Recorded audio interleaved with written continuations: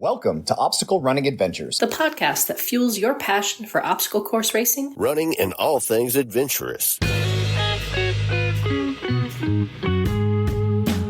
Whether you're a seasoned pro or a weekend warrior, we've got news updates as well as interviews with athletes and other key members of our athletic community.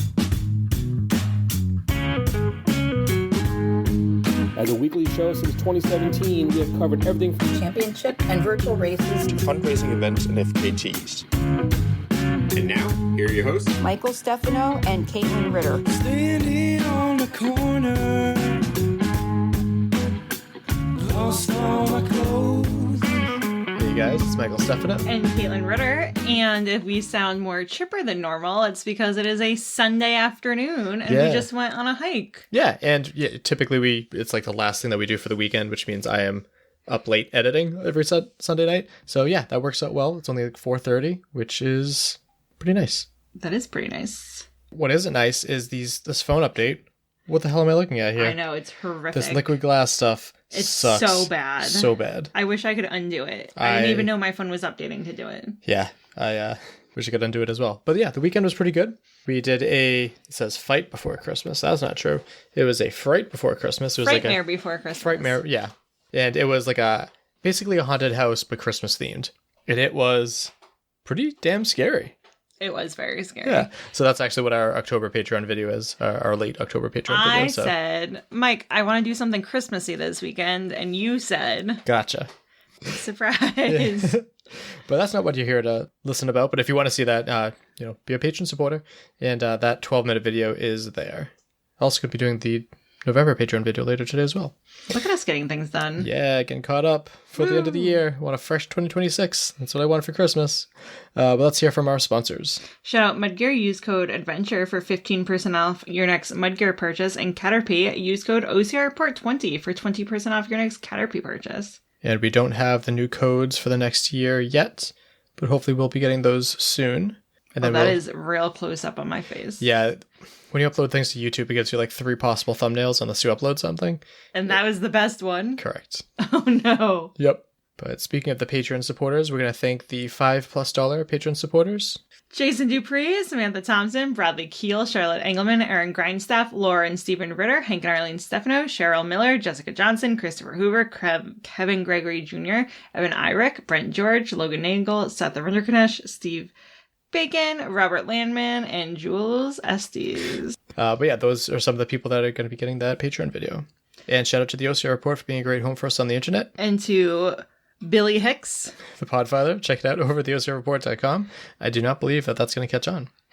And to our sponsored athletes. Javier Escobar, Kelly Sullivan, Ryan Brizolara, Joshua Reed, Kevin Gregory. Yeah. We don't have poll results and we don't have Meme of the Week, which works out well because this is a long episode. But we will get to quick news, which will actually be quick this time, starting with some Spartan Season Pass update that was posted by Inside OCR. Says any Season Pass purchase before January 1st, 2026 will include free photos and 3 discounted buddy passes. If you purchase your Season Pass on or after January 1st, you will pay for all of your race photos. So yeah, that's actually a pretty damn good deal because those race photos are super annoying. And if you're going to be racing a lot, free race photos, that's going to save you a lot of money. Yeah, it is. Yeah, so that's a deal that's definitely worth checking out. So thanks to Josh Chase for finding that. Next up, maybe a potential future episode, but Andrew Robinson is taking on all 23 of New Zealand's great rides. What does that mean? I don't honestly know yet, but I've watched the first video and I am... When he's doing self-supported. Yes, and he also shaved off his beard, and he was almost unrecognizable. Still a good-looking man, but... Wow, he's got a naked face. Yeah. He posted, "So it begins, riding all 23 of New Zealand's great rides back-to-back in one consecutive ride.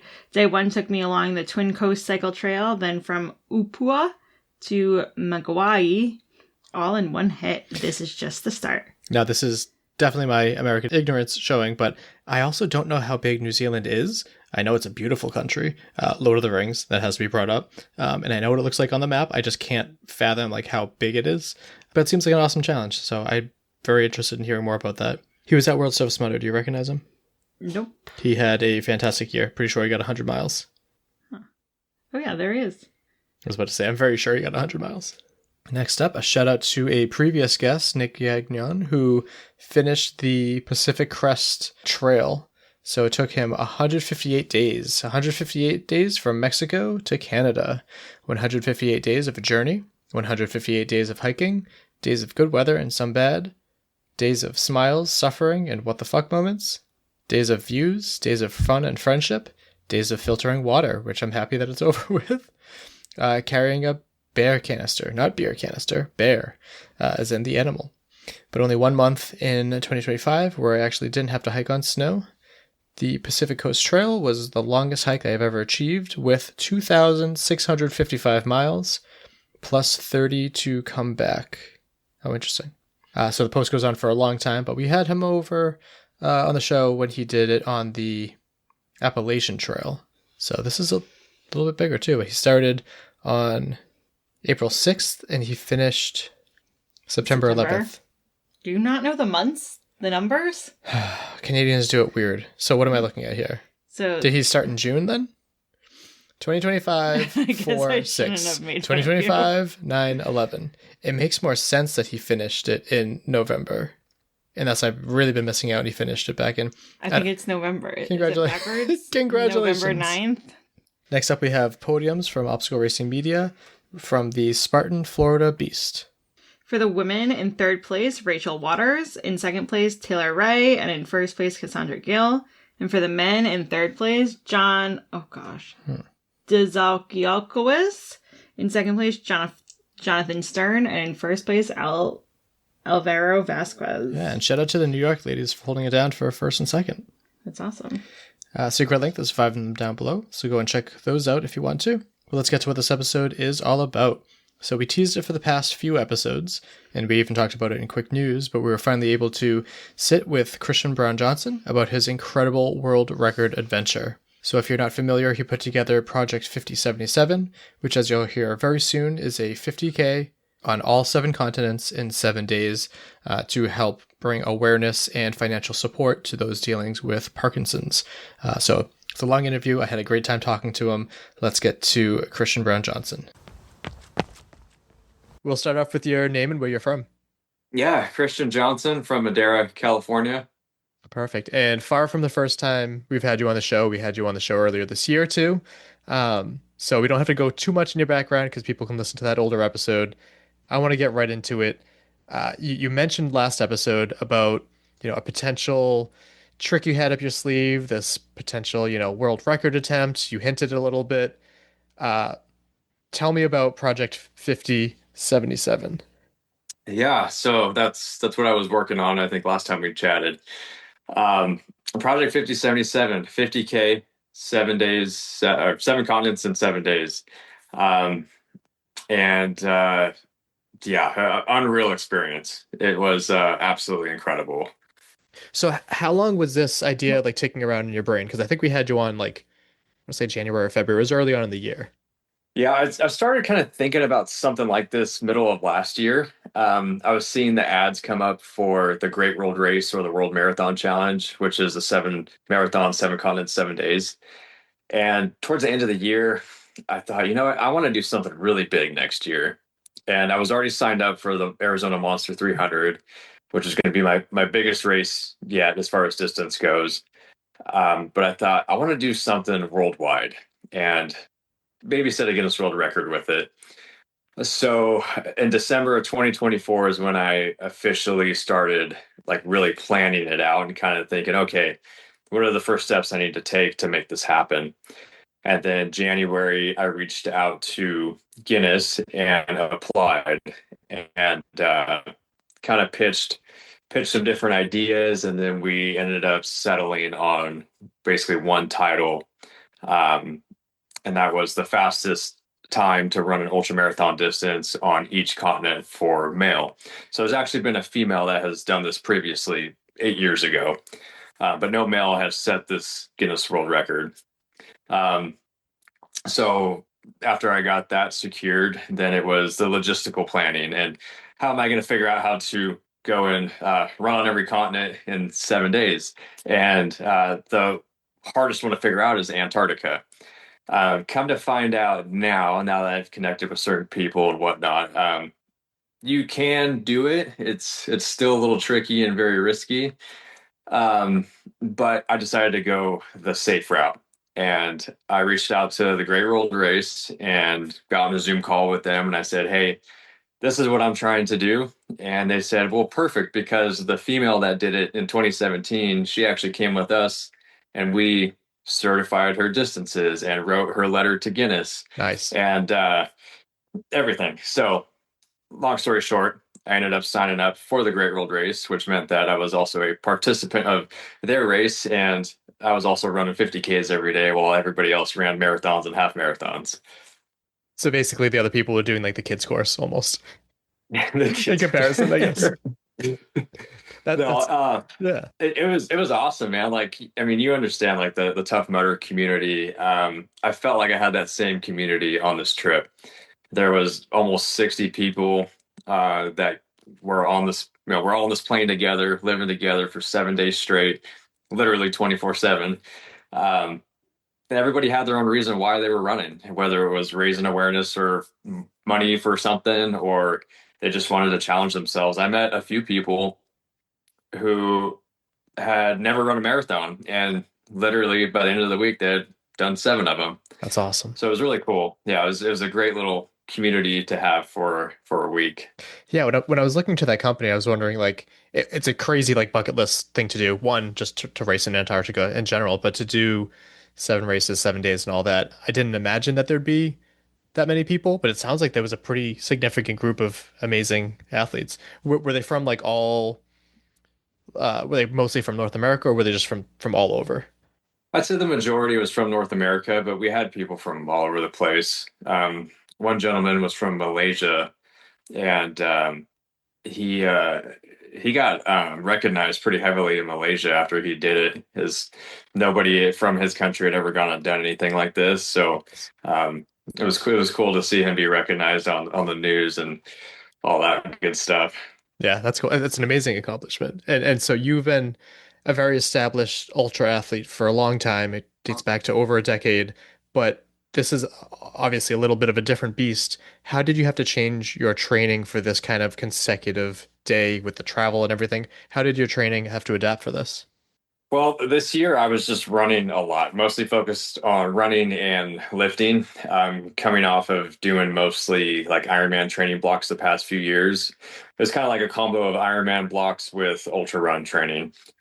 So then this year wasn't on the bike whatsoever, wasn't in the pool. I was just running, doing a lot of trail running, a lot of dirt running. And then I'd say about 3 months out, I converted over to being a road runner, basically just running asphalt, running pavement, and just so I had that time on feet on a harder surface, practicing in the road shoes. And I was doing 100+ mile weeks. I think I did like 600+ mile weeks. I went and paced Moab 240 with Elliot, end of October. Yeah. And I went about 104 miles with him. So just putting in massive time on feet. I think by the time I started the runs for the world record, I had close to like 3,500 miles on my feet for the year, which to some people that's a lot. To some people it's nothing. I mean, I know people who are closing in on 10,000 miles for the year now. Always a bigger fish. Yeah. Yeah. But I felt well prepared. Focused on a lot of lifting this year, some high rock style training, and a lot of speed work as well. So I would do at least one day a week of speed work on the track, and I saw a huge difference this year in my performance output. And I ran my first ever marathon a few weeks before I left to go do this. So yeah, that was my last long run before I started all this. That's great. Now, I imagine for any athlete, yourself included, it's not always like a straight line of progression. Were there any issues of like niggles or like getting sick throughout the year that kind of had you worried in this process building up for this? Yeah, so I don't think I ever got sick this year, which was good. I was dealing with some Achilles pain and kind of pushed through it. It it wasn't so detrimental that I couldn't train properly. It just every day it's like, okay, I gotta get through this the first mile, and then it'll loosen up. I switched all my shoes to 8 to 10 millimeter drop, and that Okay. seemed to help tremendously. So I don't have really any Achilles pain right now. I've got a little bit of foot pain from last week, which I put in a heavy week last week, which we could talk about a little bit if you want. Yeah. But yeah, I mean, overall, the body held up really great this year. That's awesome. And you mentioned it briefly before too, but you posted and this made my body hurt and my brain hurt. But yeah, the distance of 3,324.6 miles, and that's just from January 1st to I think at the time was November 4th. Which sure there's people doing more than that, but there's a hell of a lot of people that are doing a lot less than that. So that's an incredible accomplishment as a whole there too. And then Thank you. Thank you. how was it at Moab pacing Elliot Reeb? I know he's another member of the World Surface Moto community and also beloved too. How did his race go? Oh, it was great. Yeah, I don't think it was his fastest performance, but he looked solid the whole time. I've paced him. I think that was my fourth time pacing him at Moab, fourth consecutive year actually, and I still haven't participated in it myself yet. This year though, the weather was crazy. We had insane rain, and I remember one of our nights, my headlamp was dying, and we were both kind of getting loopy. We were both tired, so went off the side of this road, and we got in our bivvies, and it just started raining harder and harder and harder. So like 20 minutes later, we get up. I'm like, okay, let's keep moving. My headlamp completely died. His headlamp was like malfunctioning because it got super wet, and it was raining so hard yet foggy in a way at the same time where we couldn't see like 10 feet in front of us. Yeah. And I've got some videos of it. It's up on my Instagram, but like I'm filming us, and this rain's coming out so hard. Like we were walking through like creeks, and it was just flooded everywhere. And even the last right before the finish, it was dumping rain coming down this whole mountain rock section. Just crazy, crazy. I mean, I've been out there when it's been super hot, and this time it's just wet the entire time. I think they actually had a record rainfall during Moab. Oh wow. Well, definitely makes for certainly great memories, but at the same time, like it's one thing to run in the rain, it's another thing to run in like low visibility conditions, which obviously you have to contend with the darkness, but like the darkness and the rain throughout. Did you guys get to stay on course the majority of the time? I know you can only mark a course so well for that distance. Yeah. We got lost actually a couple times. Not that far off. One of the times we got lost, we actually saw a whole pack of elk out in this meadow. It was gorgeous. And then after that, after we were like, wow, that's amazing, we realized we were lost and had to run back about half a mile.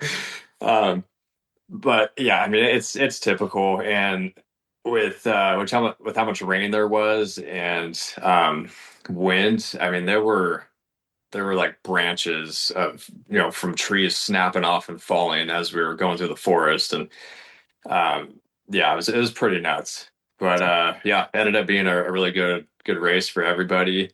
I know a lot of people don't like being wet the whole time or dealing with rain, but coming from a World's Toughest Mudder background, Elliot did just fine. Yeah, I bet. Love it. And then something else that I saw too, you turned 31 and you spent your birthday, as most people do, running a 50K in a pistachio orchard. Tell me about that. Yeah, so last year when I turned 30, I went around 30 miles at a trail I love to run at. And this year I thought, well, okay, I'm going to run my 50K because it's my 50K birthday. And so, we had Moab, and then I was in Cabo because I was in my buddy's wedding. And then I think I got home at 2 a.m. on my birthday, and then slept like 5 or 6 hours, woke up, ran my 50K. And it was a great way to start off a birthday. It's wild. So I saw it's your family orchard too? Yeah. So I own the house on the property here, and then it's a 10-acre property, and then my grandparents, it's their pistachios. And it was kind of a family project that we did together 8 or 9 years ago, where we actually, I mean, this just used to be an open plot of land that the neighbors' cattle would graze on, and we decided, well, let's do something with it. So we planted pistachios, and we actually hand planted all these pistachios after we had the ground all prepped. We had had the berms all marked out with straws, and then we came through and just post hole digger and dropped a tree in there, covered it back up, then we had to stake them. So it was a long process. Yeah, you could hire a crew to do it in about a day, and it took us about 2 weeks. I mean, there's still something super special about that too. I think of Jared Newby with Noob Sanity. They have a lot of the wood that they use to build their obstacles was from Jared's dad, Jerry, who planted all those but Jared was a kid, and it's really cool to kind of give him new life and everything. So, what was it like? Kind of obviously like you're still around there, but to like be training for this crazy, crazy experience in something that I don't know, must have been really surreal. Yeah, no, I love it. I've been running through this orchard for years now. And this year I finally did 100 miles through it. I've been telling myself I want to do 100 through it, and I did in May, right after I got back from pacing Cocodona. Yeah, it was awesome. They're only 8 mile long rows, so it's very short, and you have to U-turn. So it's a lot of U-turns. Relatively short, yes. Yeah. Did I see that we'll get to him in a bit, but your grandfather also typically like walks that too? Yeah. He's been slowing down a little bit with his Parkinson's, so he's not doing a whole lot of walking right now. But yeah, typically he's out here tinkering around. We have a little golf cart that he'll get on, and he'll drive that around up and down the roads. That's great. That's great. So yeah, that segues nicely into like you chose to partner up with the Michael J. Fox Foundation to raise awareness and funds for Parkinson's. Tell me what went into that choice. Yeah, so putting this together, obviously I wanted to do a Guinness World Record and do something that was tough. But after I had everything pretty much figured out and ready to go beginning of this year, I thought I need to do this for something bigger than myself. And I had all these ideas in my head circling around, and one day a Michael J. Fox advertisement pops up on my Instagram, and immediately it clicked. I thought, why am I not doing it for this? Like, my grandpa's one of the most important people in my life, and I've been watching him battle Parkinson's. Why don't I try to help this community? So I reached out to Michael J. Fox, and they don't do a lot of helping when it comes to projects. They are a nonprofit, so they basically just want to collect money, which is fine. You know, they're doing good with it. So I made an athlete page for them, and basically just started kind of advertising for them. And I set a goal to raise $50,000 for them. And as of now, we've raised a little over 10,000. And I'm going to continue raising that $50,000 goal this next year with some more events and some other things I have planned. But with, like I said, with them, they don't help with any outside projects unless it's something they're doing themselves. They do a lot of runs and a lot of bike events, which is great to see because movement for Parkinson's is the best thing you can do. But I was in touch with somebody who was like my go-to person with Michael J. Fox, and she was kind of lagging throughout the year. You know, when I had questions, I was trying to get some help on some things, and then come to find out, a few weeks before I went and started the project, she no longer worked for the company, and I was wondering why I hadn't heard from her in months. Jeez. So I reached out to Michael J. Fox, and I was a little stern with him. I said, "Look, I have been promoting you guys all year. I'm raising money for you guys. Right. I've been paying to promote for you guys.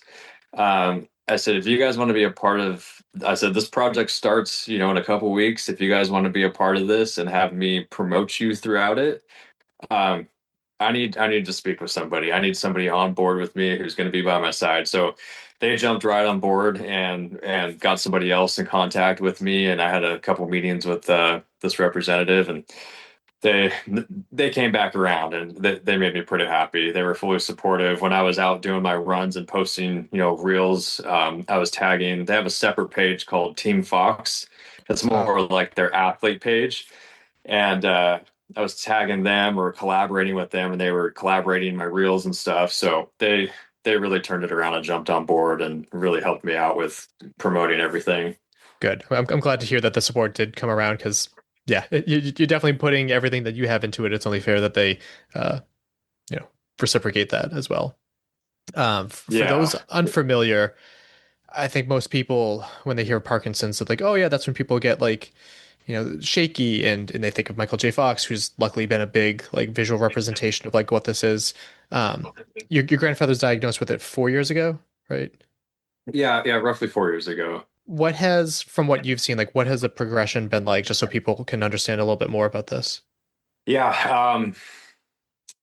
I would say you'll start to see people slow down. The symptoms and the progression and the stages of it are a lot different for everybody. Right. But his physical movement started to slow down at first, and then it was the shakes that came on, and then it was his he'll like stick his tongue out of his mouth just a little bit and not even realize he's doing it. And then the bad thing with it is he's on all this medication that basically helps produce dopamine, because with Parkinson's, your dopamine production starts to degrade, and that starts to affect a lot of neurological functions, and your movement slows down. You get the shakes, and you start doing weird things, and your emotions can be up and down. So this medication that he's on, they will start to administer more over time, and it's time release type of stuff. But that also has counter effects. It affects your ability to, like, your motor functions, to be able to stand up for a long period of time, or when it's hot outside. Like, I've watched my grandpa in the summertime, he can't stand for about more than a minute without saying, I got to find a chair, I got to sit down right now, like I feel like I'm going to pass out. So the medication that they have nowadays also really has horrific effects on the person that's taking them.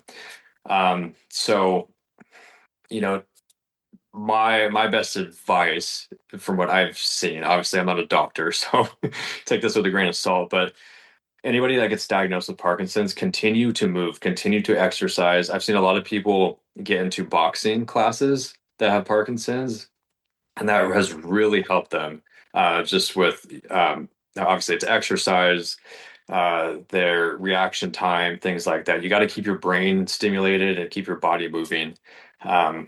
So like I said, depending on the person, some people will do that, some people won't, and some people will try to just depend on medication to help. But I've just seen the medication, obviously it helps with the shakes, helps with different things, but being able to move physically as a walk, it will degrade that tremendously. And he's at the point now where they just traveled. They went to Miami for the finish of my project, but the family actually went on a cruise out of Miami the week prior to when I finished, and they had my grandpa in a wheelchair most of the time, pushing him around the ship, just because he's not able to walk as much as he could like a year ago, for example.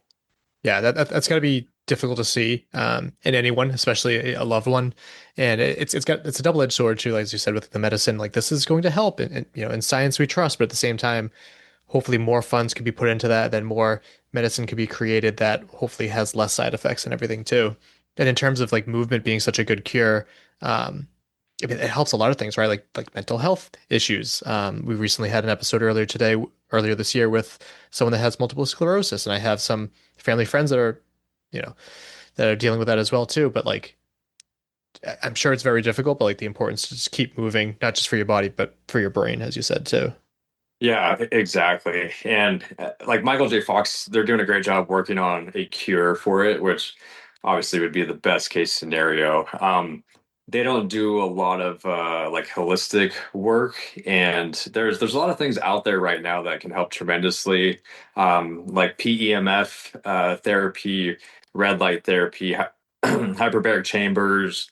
That there's a lot of other things that a lot of these big corporations that are mostly focused on the pharmaceutical side, they're not focusing on, like, you can do these things to help Right. kind of delay the onset of some of these symptoms or just help kind of control them. Yeah. So hopefully, nothing would make me happier than to like look back on this episode like years from now and be like, hey, remember when that was a thing? And it's Yeah, no, that'd be fantastic. that would be awesome. But while I haven't had anyone affected by Parkinson's, I know many other people have, and I know you had a shirt made and people could donate and have like names of a loved one on the back of your shirt too. So how did that go? How did you come up with that idea too? Yeah, I got one right here. I know people can see that. Fading in and out. Was for a second. It's because it doesn't see my face. That's Yeah. yeah. Anyways, yeah. The shirts.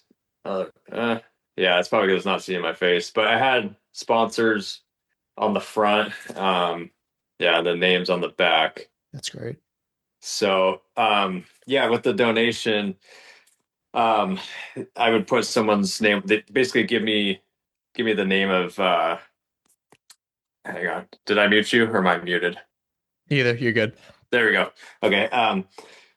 So I set up a little website where I was selling Project 5077 shirts and some hats, and then an honorary name sponsorship where they could basically sponsor a name to be put on the back of the shirt, and then I would send them one of these shirts once the project was over. So I think we had about 15 or 16 names on there. Some people that had already passed away from Parkinson's, and then others that are dealing with it right now. And actually, one of the people with Parkinson's that were on the back of my shirt actually passed away while I was running.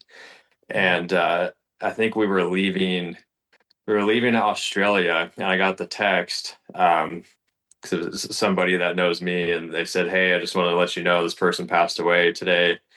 And then we were flying over to Abu Dhabi to run, and like that whole run, that's all I was thinking about. And I was just like, I remember talking to the camera crew after I finished that run. I said, like this is why I was running hard for this one. I was running hard for this person today because I just got a text last night that she passed away from Parkinson's, and that's why I'm here. I'm bringing awareness to this, and that gave me some fire today. Yeah, I mean, as if it couldn't be more real than like your grandfather having someone pass while you're doing it. That's pretty substantial as well. So you're working with this organization that puts on these events in several different continents. How much planning did they assist with? How much did you have to do on your own? What was that kind of merger like? Because again, typically they just do the marathon, which again, I was kidding about it being the kids course in comparison, but what went into the planning of that? How much did you have to do?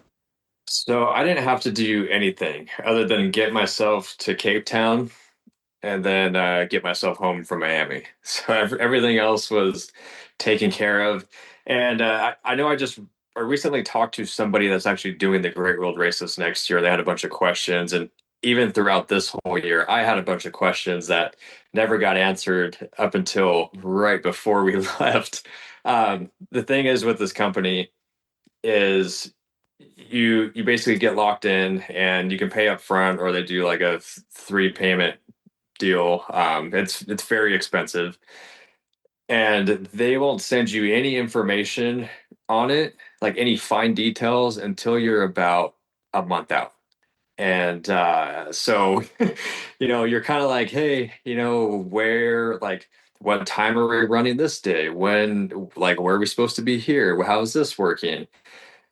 And the reason why they wait is because I got to meet the owner was there, his whole crew was there, incredible people. Most of them from Ireland. They're freaking awesome. I love them to death. They're so amazing. But they spend most of the year actually traveling around to every location, making sure that they have their resources lined up. The buses from the airport to the hotels, because we had hotels for partial days at certain locations, or for like overnight. The airport transfer stuff, going through the all those fine logistics. They have to make sure that they have them dialed in, locked in. So that's why they wait till they get right before the event to start sending out the emails of, okay, this is where we're going to meet on day one, and then from there we're going to go here. and all that. So they plan out everything. We were supposed to start in Antarctica, so we're going to fly out from Cape Town to Antarctica for the first run. And the night before, at like 8 o'clock at night, we get an email that said, "Hey, due to weather, we're going to have to swap days. So tomorrow morning, I'll see you at the Winchester Hotel in Cape Town at 6:30. We're starting at 7 a.m." Which the our run path was like right there in front of the hotel.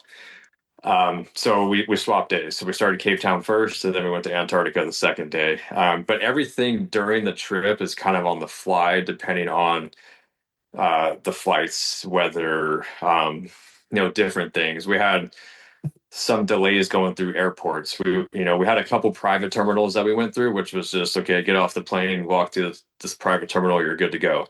But we also went through regular airport terminals a couple other times where you got to go through customs and all that crap, and it takes a while. And then get on the bus, travel to the run location, bus back. So lots of moving pieces. Like it's a crazy logistical nightmare for them. As far as runs go, they had their locations set up.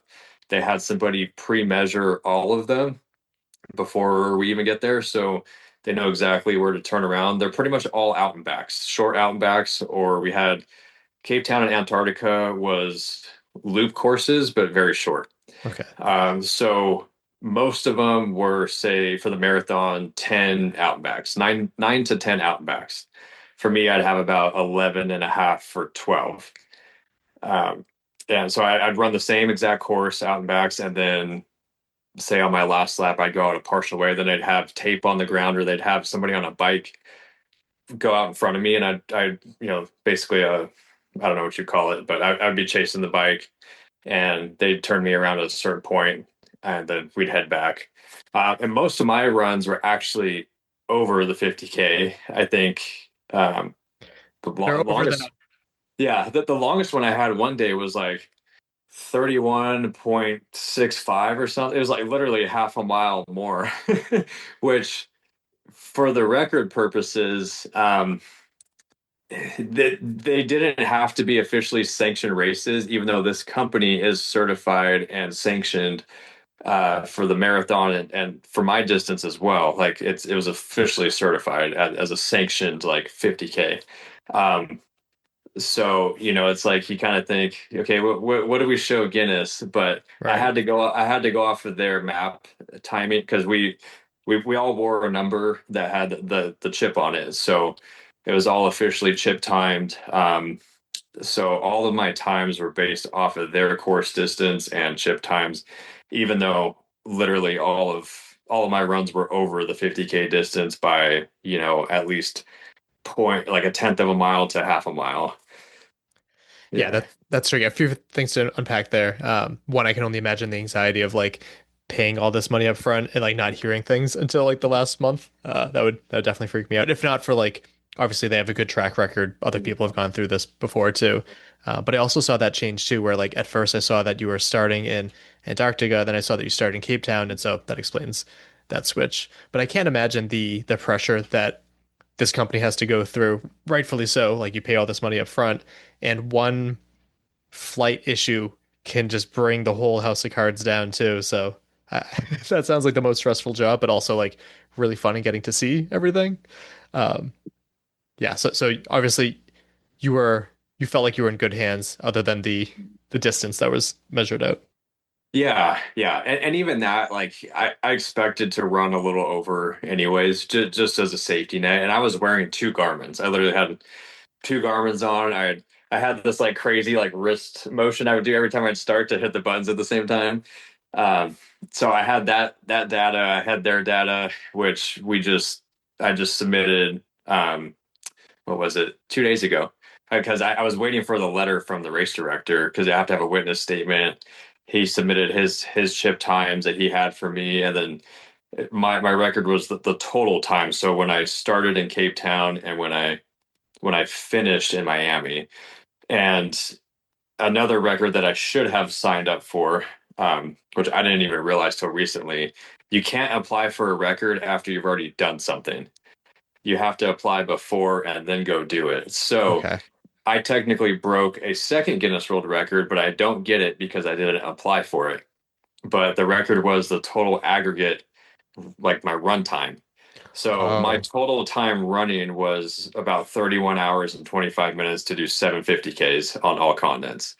The current record, which the person that has the record did like a 50K like 1 month, and like 3 months later went and did another one. It wasn't in 7 days because it didn't have to be. It was like how fast can you do, or how fast can you run, like your run time. You know what I'm saying? Um, his record was like almost 38 hours. So I oh beat wow. that world record by like 6.5, 7 hours.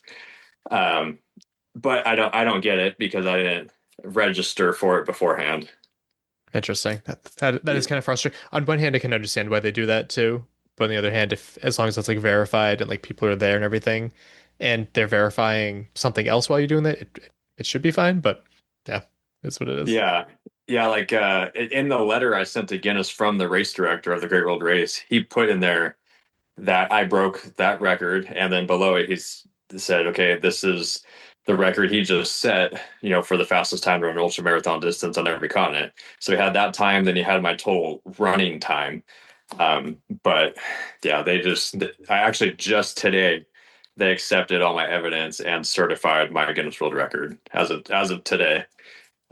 So I'm going to try to see if I can maybe finagle something. I got some connections to Guinness, so we'll see if I can maybe get into the other one. And it's not lack of evidence. Like if you have the evidence, it should be fine.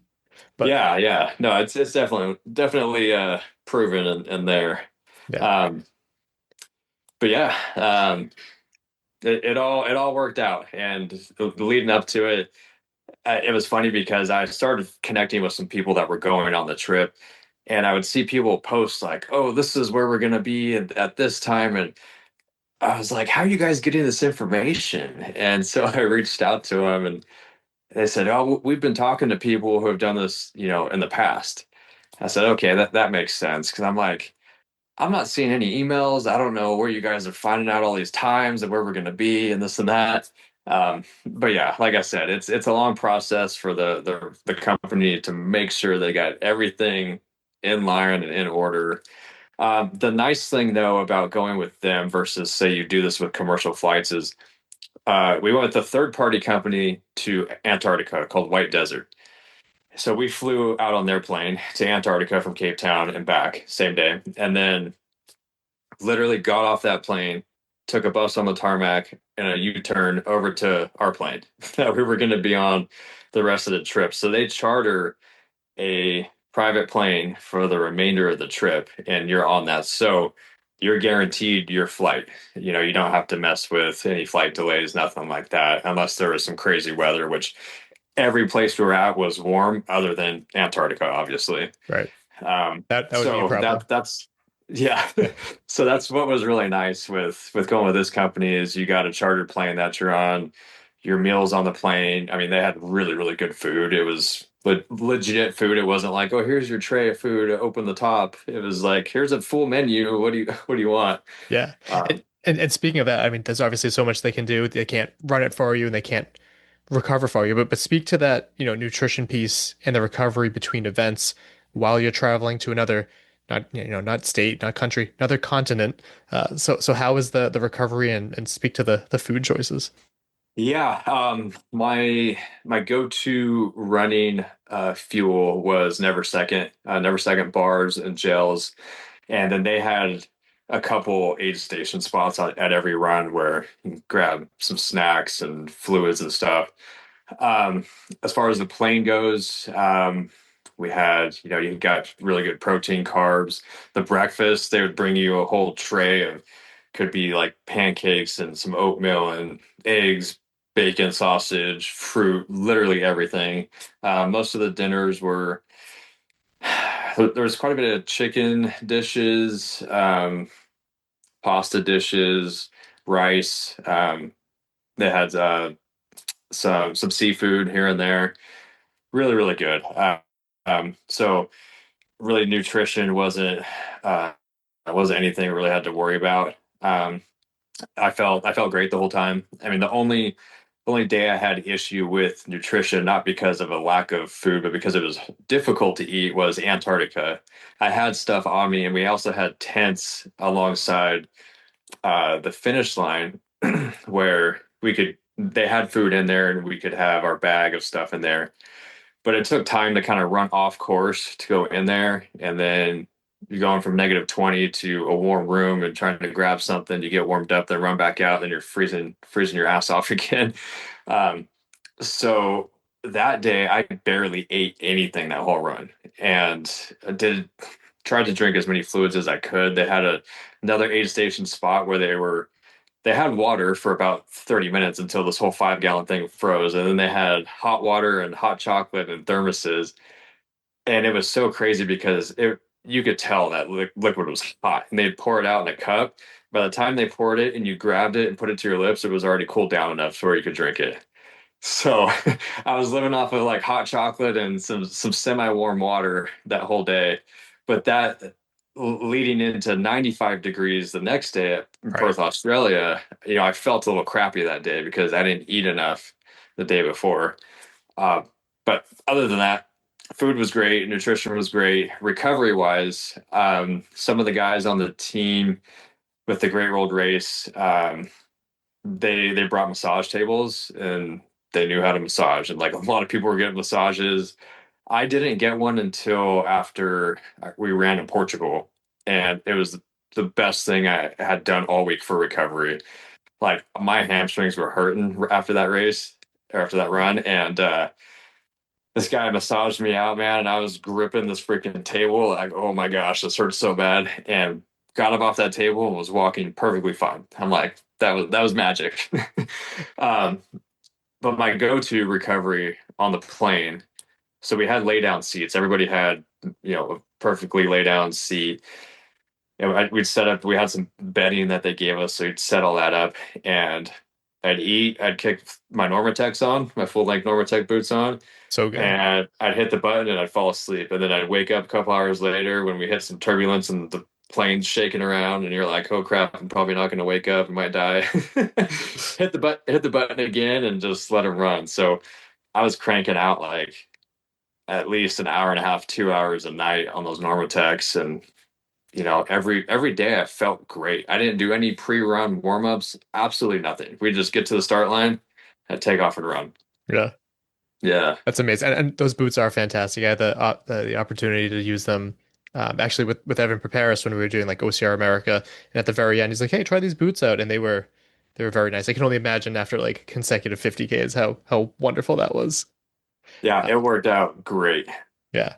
So you kept bringing up that you didn't want to, let anybody down that was like following along. And so like that's your friends and your family. And then as you get, more and more notoriety from like news stations and other podcasts and stuff like that, were you getting a lot of like texts and messages while you were out there too? And how did that feel? Yeah, I was getting quite a few messages, a lot of stuff on social media. It felt great. It felt like I was leaving an impact one way or another. And just to see my passion turn into this reality of this worldwide run, bringing awareness to Parkinson's, and to see all these people kind of jump on board and back me. And I saw people come out of the woodwork, like people that I haven't talked to since high school start, messaging me like, oh my gosh, this is crazy. And like, it's cool. It's just cool to see like something positive come from it. Yeah, absolutely. And I do want to do a quick like rundown of the events just to get, a little taste to all these places that you went to. Starting off in South Africa, and I saw that Nikki Karamba, World Tough Mudder champion, was very excited that you were in South Africa. Had you ever been there before? How was that event? I've never been there, but we did get there Wednesday, and we did our run there Saturday. So we had a few days, and I say we because my buddy David, my videographer, I flew him out with me. So we had a couple days. So knowing me, I'm like, hey, we got to go do whatever we can to explore and see this whole place. So we went and we hiked. Oh gosh, I forget the name of the mountain. Is it a big mountain? The Thumb? Oh gosh, no, that's gosh, I'm gonna forget all these names right now.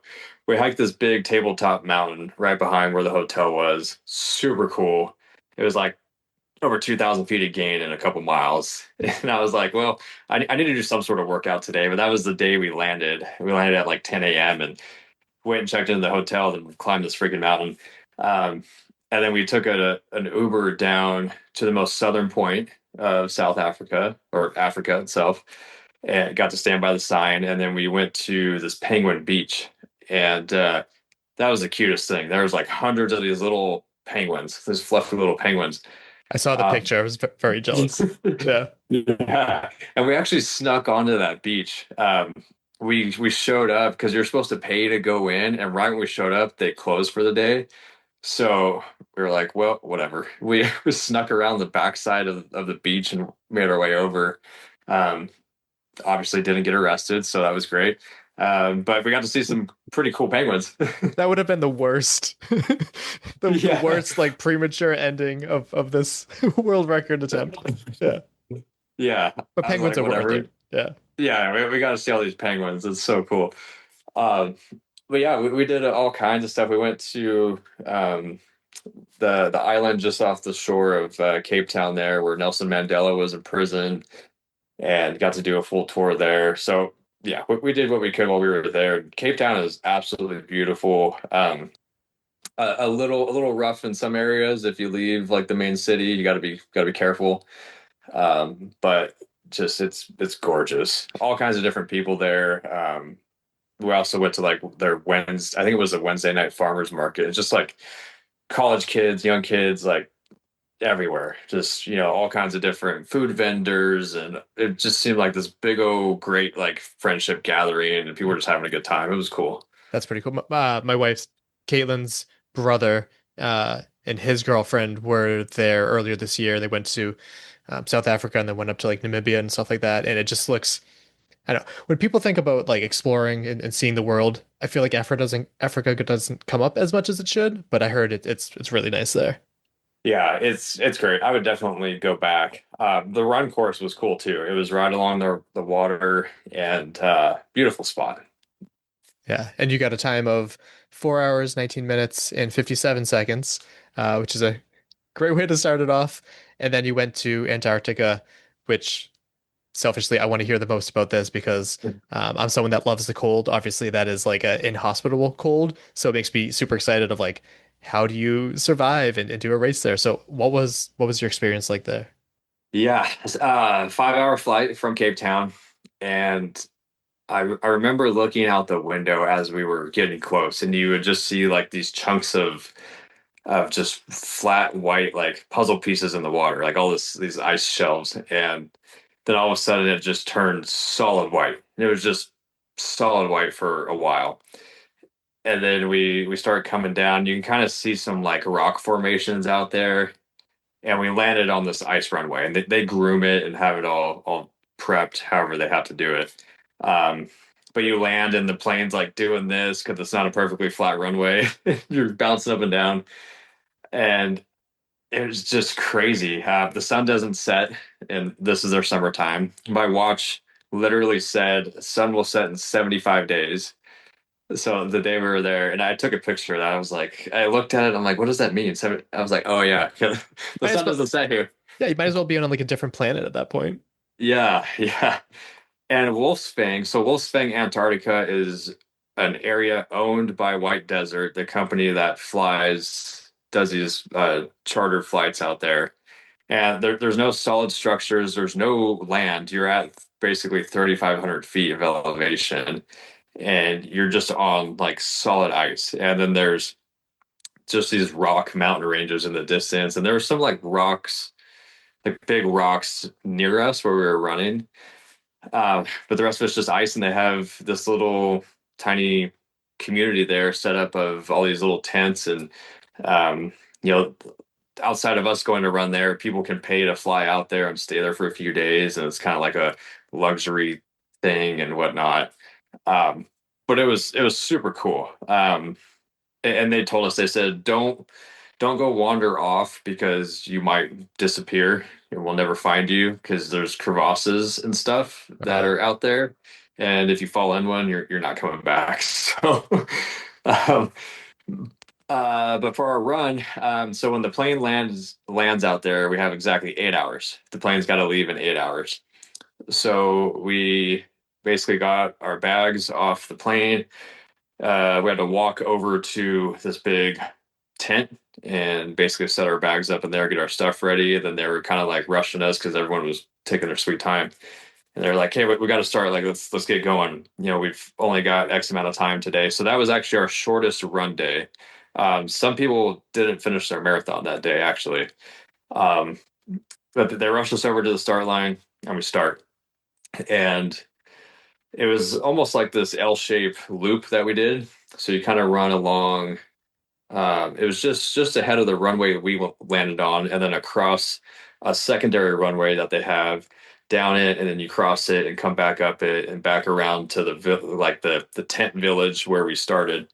About halfway through, they had a bathroom out there that was in this big tent, and outside of that is where they were pouring the hot chocolate and hot water and stuff. But it was freaking cold. Everybody wore road shoes. I mean, it was well packed enough where you didn't have to wear trail shoes. I had long and gingy toe socks on, and then like this thin heat sock layer over it. It was something they recommended before we went out there to do our runs. And then I had 2 layers on the bottom, basically windproof, waterproof, merino wool layers, and then on the top, I was actually wearing this. This is my base layer, and then I had a craft jacket over this, which was like a windproof jacket. Then I had a Mammut waterproof, windproof shell on top of that. So 3 layers, and then my basically my jersey that I was wearing every day, and then gloves. I had glove liners on, and then thick like winter biking gloves on, and that all worked great, other than when I had to take the thick glove off to try to grab nutrition. Like if my hand was out of that, even with my liner on for 30 seconds, it would take 10 minutes for my fingers to warm back up. Wild. Yeah. So my layering was good. I had a like a really good gator on, like net gator on, and then a really good thin what do they call them, balaclavas. Yep. Yeah. And I should have taken snow goggles, but I wore my Oakley Metas, and they froze on the inside because like the moisture from me breathing was going up into them. Right. And the insides of them froze, so I kept having to try to deal with that. And yeah, it all worked out though. I was running blind half the time, but it worked out. Running blind, crevasses out there, it's super freezing temperatures. That's amazing. And then a little bit slower time of 5 hours, 5 minutes, 14 seconds. That's unbelievable. That's so cool. I would love to make it out there sometime. But yeah, so you crushed it. And having finished that, did you feel like the worst was behind you? Obviously, you have a lot more, ultras coming up. But did you feel like that was like the big bad? That one didn't feel too bad, other than not fueling enough. Running on that surface, there's not a whole lot of impact, so my legs felt really good after. And the reason it took me so long, I had to make a couple bathroom stops that day, unfortunately. So it took a little bit extra time. Yeah. What is the bathroom situation there? So I actually have a reel I'm going to put up, I think, tomorrow. It's kind of funny. It's like, come take a poop emoji with me in Antarctica. So when you cross the finish/start line, just imagine like world's toughest motor loops. You go through and there's tents everywhere. And then there's like one big dome style tent that you can go in. That's the bathroom. They've got like one that you poop in and one that you can pee in, basically. And it's still cold in there. It's very cold, but it's a little bit warmer than it is out in the open.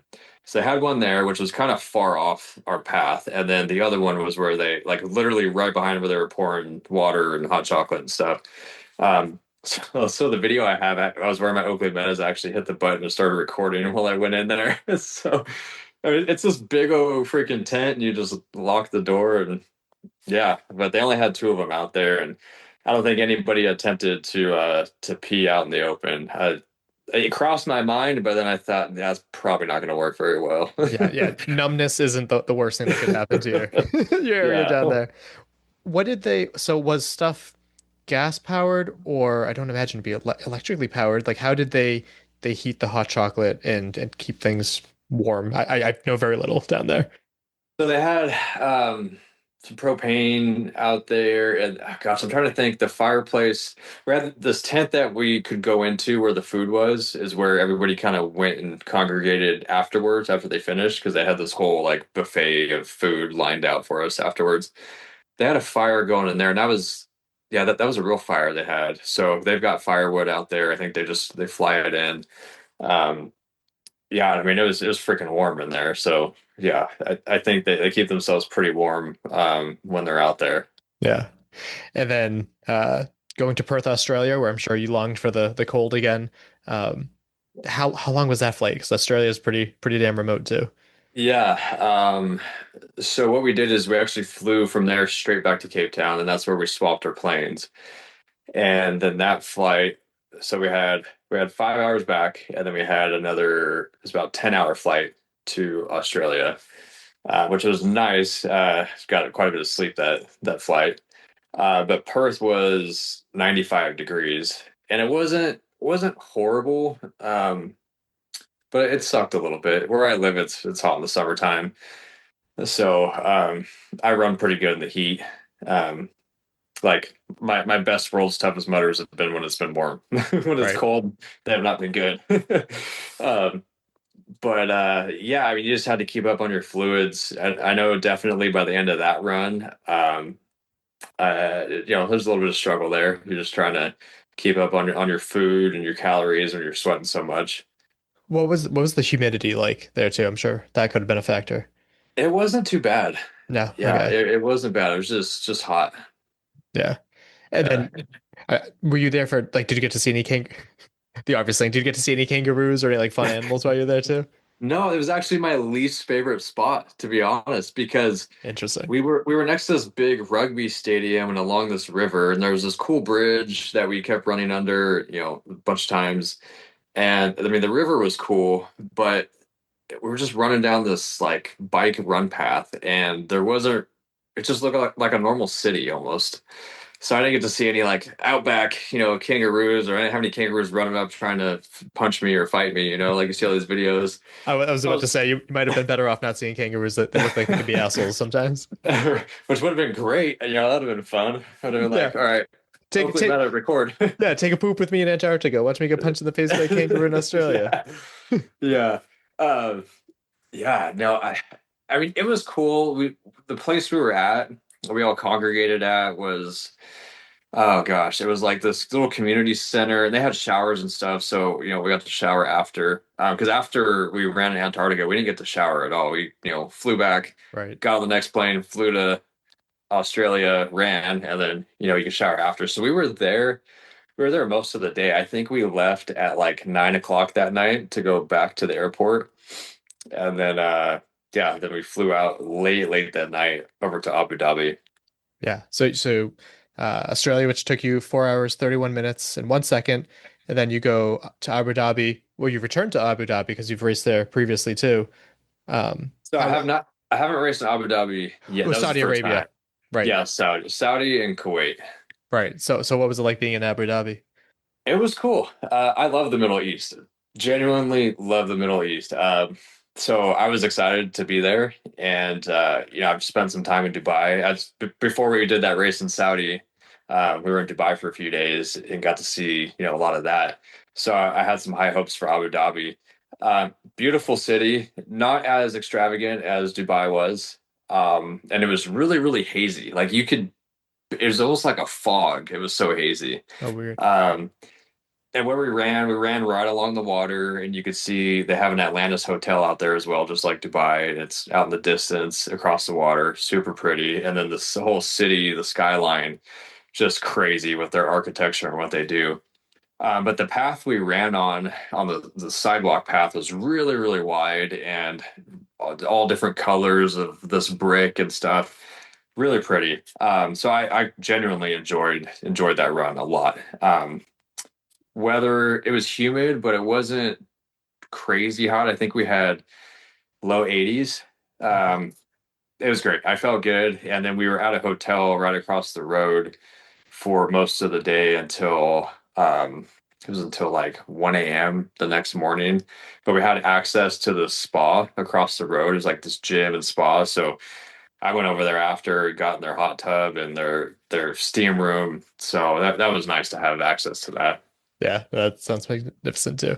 Yeah, the Middle East is definitely, we talked about this previously too, but another place where I think people should have an open mind and go and check out because the people are not the government, and it seems like a really cool place to be. And there's a whole world out there. Yeah, so they actually had a private terminal for us, and they brought us through right when we walk in.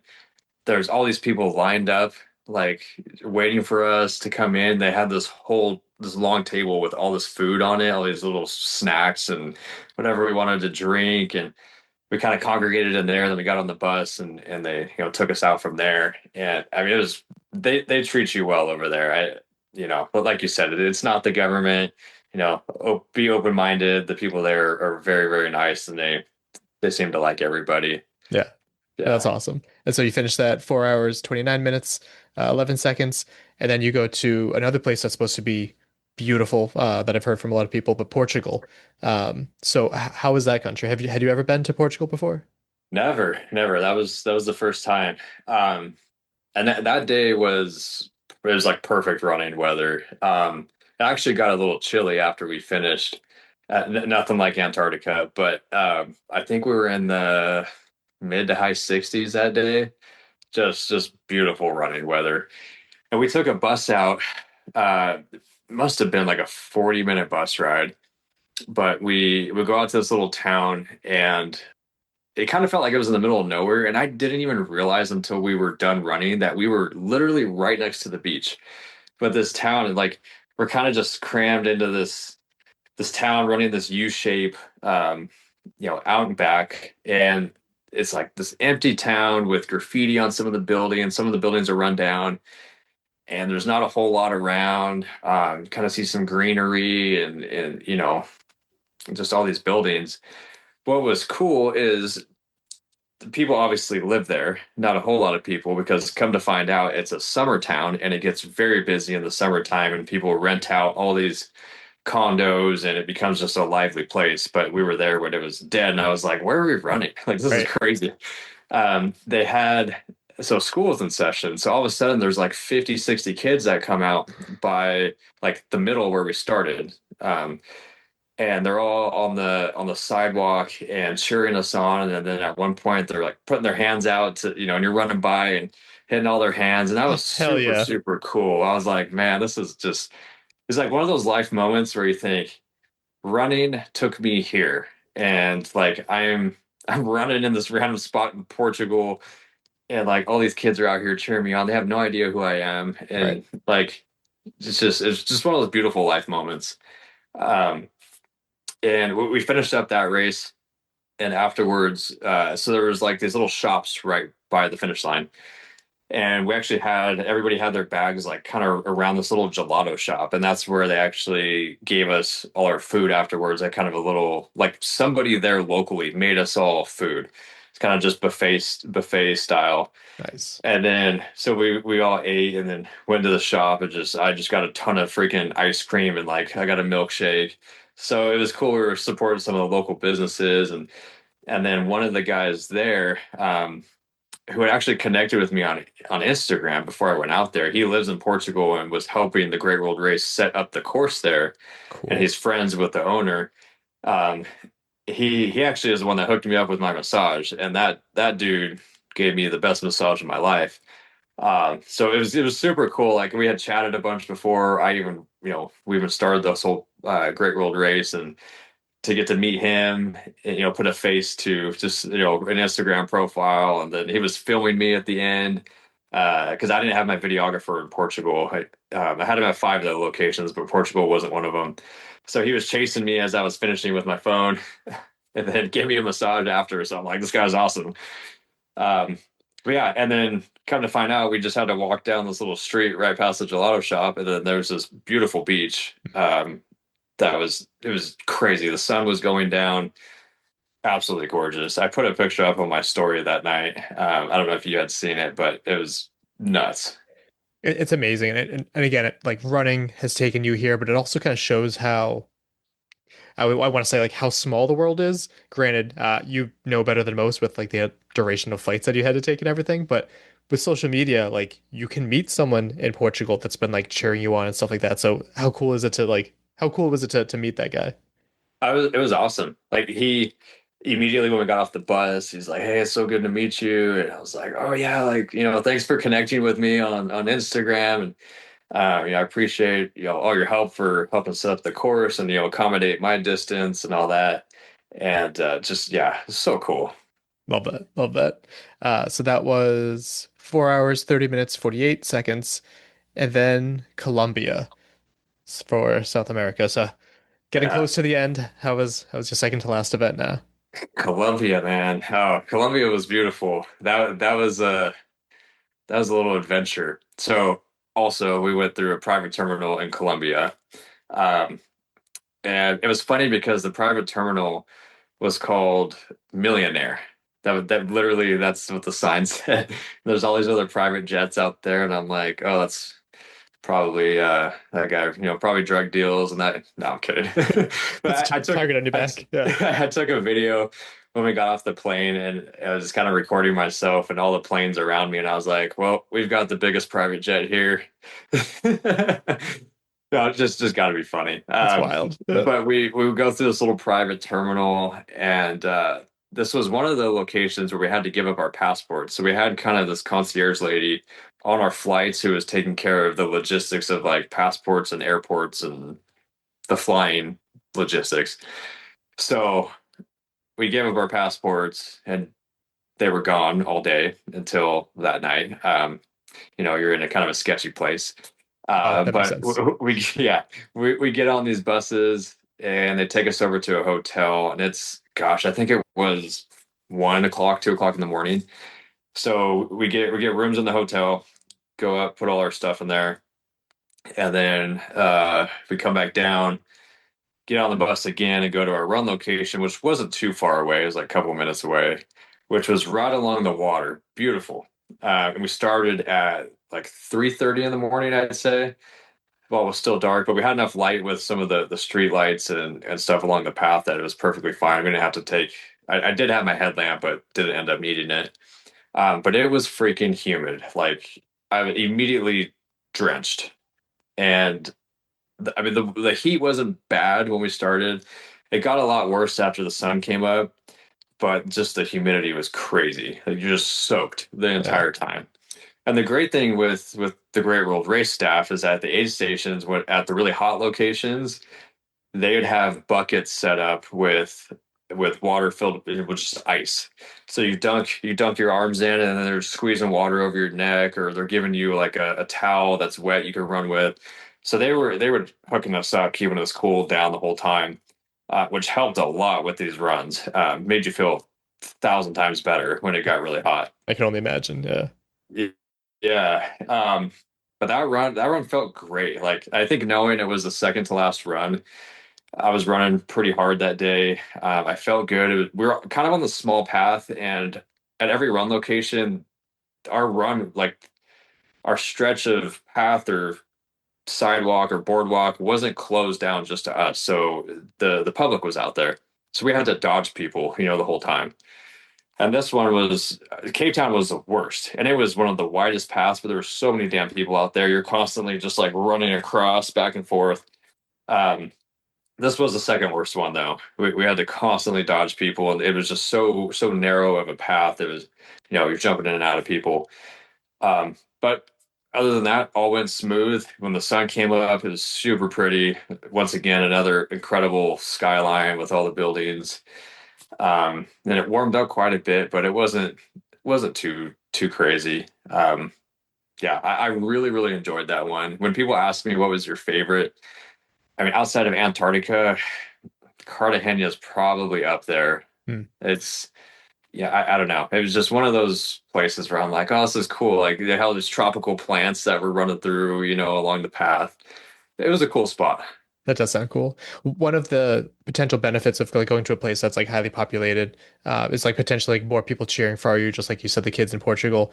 Were there like people that were aware of what was going on, whether it be in like Cape Town or here, and like were there people like cheering you on, or did like no one really understand what was going on?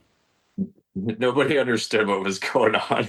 Fair. I'm sure a few people here and there kind of figured it out, but most of the time, nobody knew. Portugal is special because they literally set it up in this little town, like just for us. Like we felt like we were the only people in this entire town. Hmm. And they had, I think, the mayor or just somebody high up there when we started. We did their whole flag, whatever you call it. They did their country song. Oh, national anthem, cool. Yeah, they're now. Wow, blonde moment. Yeah, their country's national anthem. And yeah, they had a bunch of prominent figures there, political figures, and they were super excited to have us there. But the news was there. The news like interviewed me after about why I was doing what I was doing. So a lot of people were there just for us, and there wasn't really anybody else there that didn't know what was going on. But everywhere else, nobody really knew what was going on. Yeah. Going back to Portugal too, you said that it's like a completely different place in the summer too. Did a lot of people speak English there too, or? Yeah, Interesting. pretty much all of them. Okay, cool. I wouldn't have expected that, but I guess it makes sense if it's like known for it to be like a tourist attraction for that too. Yeah, no, it seems like it'd be a great area in the summertime, and they have some other resorts down the road, and it seemed like it was more of a touristy, like attracted area. Nice. Yeah, Portugal's definitely on our list for future places, hopefully Yeah, sometime. yeah, go check it out. Yeah. And now you're, winding down the last race back in your, home soil, Miami though. So what was it like going into your final event and obviously having your family there? Yeah, what was my time for Cartagena? Cartagena was 4 hours, 25 minutes, and 40 seconds. Okay, yeah, so that one I was just curious. That one was a little bit faster. Uh, so I'll kind of finish off the Cartagena day. So went back over to our hotel. I left with a few guys and went into the old downtown area. It's like this old, basically fort structure, and this whole city is inside of it. We ate over there, went back to the hotel, and got to kind of hang out by the pool and whatnot for the rest of the day. So leading into Miami, we were originally supposed to get to Miami at 4:30 in the afternoon, the same day as we ran Columbia, because it's only a 2.5 hour flight. My original plan was when we got to Miami, I was going to go run my last 50K. And I had talked to the race director about it. And I said I was going to run the same path. And he was going to kind of help me structure it and whatnot, just to set that time to be faster. And then I told him, I said, I'll come back the next morning and run the marathon with the rest of the crew so I could finish out the Great World Race, in itself. But we didn't end up getting there till about 10:30 that night. And I knew my whole family was there. My grandparents were there. And I kept thinking, I want the finish of this to be very, very special. I want to cross the finish line with my grandpa.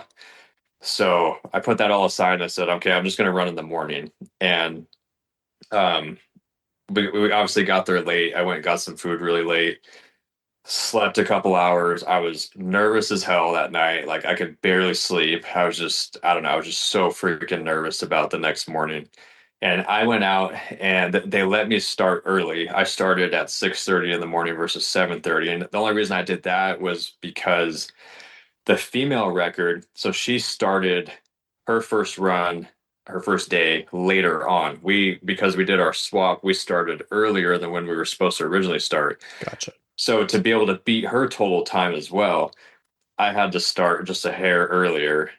So I think I beat her by like an hour. But if we would have started in Antarctica first, I would have probably beat her, gosh, by, I mean, quite a few hours. Right. But I figured, that's something I kind of just wanted to do for myself. It didn't matter at all because no one's even set the male record, so I'm setting that. But I also wanted to beat hers as well. Yeah. So I went out. I started at 6:30. We also had a couple guys doing the marathons that started with me, just because they were. One of them was a little bit of a slower runner, and he had his daughters with him who were running, and he wanted just to be able to finish to around the same time his daughters were. And then another one of the guys had like an early flight he had to catch to leave that day. So there was a couple of us that started at that time, but they had the start line set up, had, the chips on. So it was all officially recorded. And when I showed up, the sun was just starting to come up, and one of the guys was on a bike. He was going to lead me out, and he was with me for a little while, just making sure I had the course down. And, it was kind of nice to have him because we were chit chatting. But right before I started, the whole family comes up behind me around the corner. They've all got tears in their eyes, and they're all wearing my Black Project 5077 shirts. So I'm hugging everybody, and then Elliot was there. So Elliot flew out to be a part of it. And I was just like, man, okay, like I got to get going, or I'm just going to cry my eyes out right now.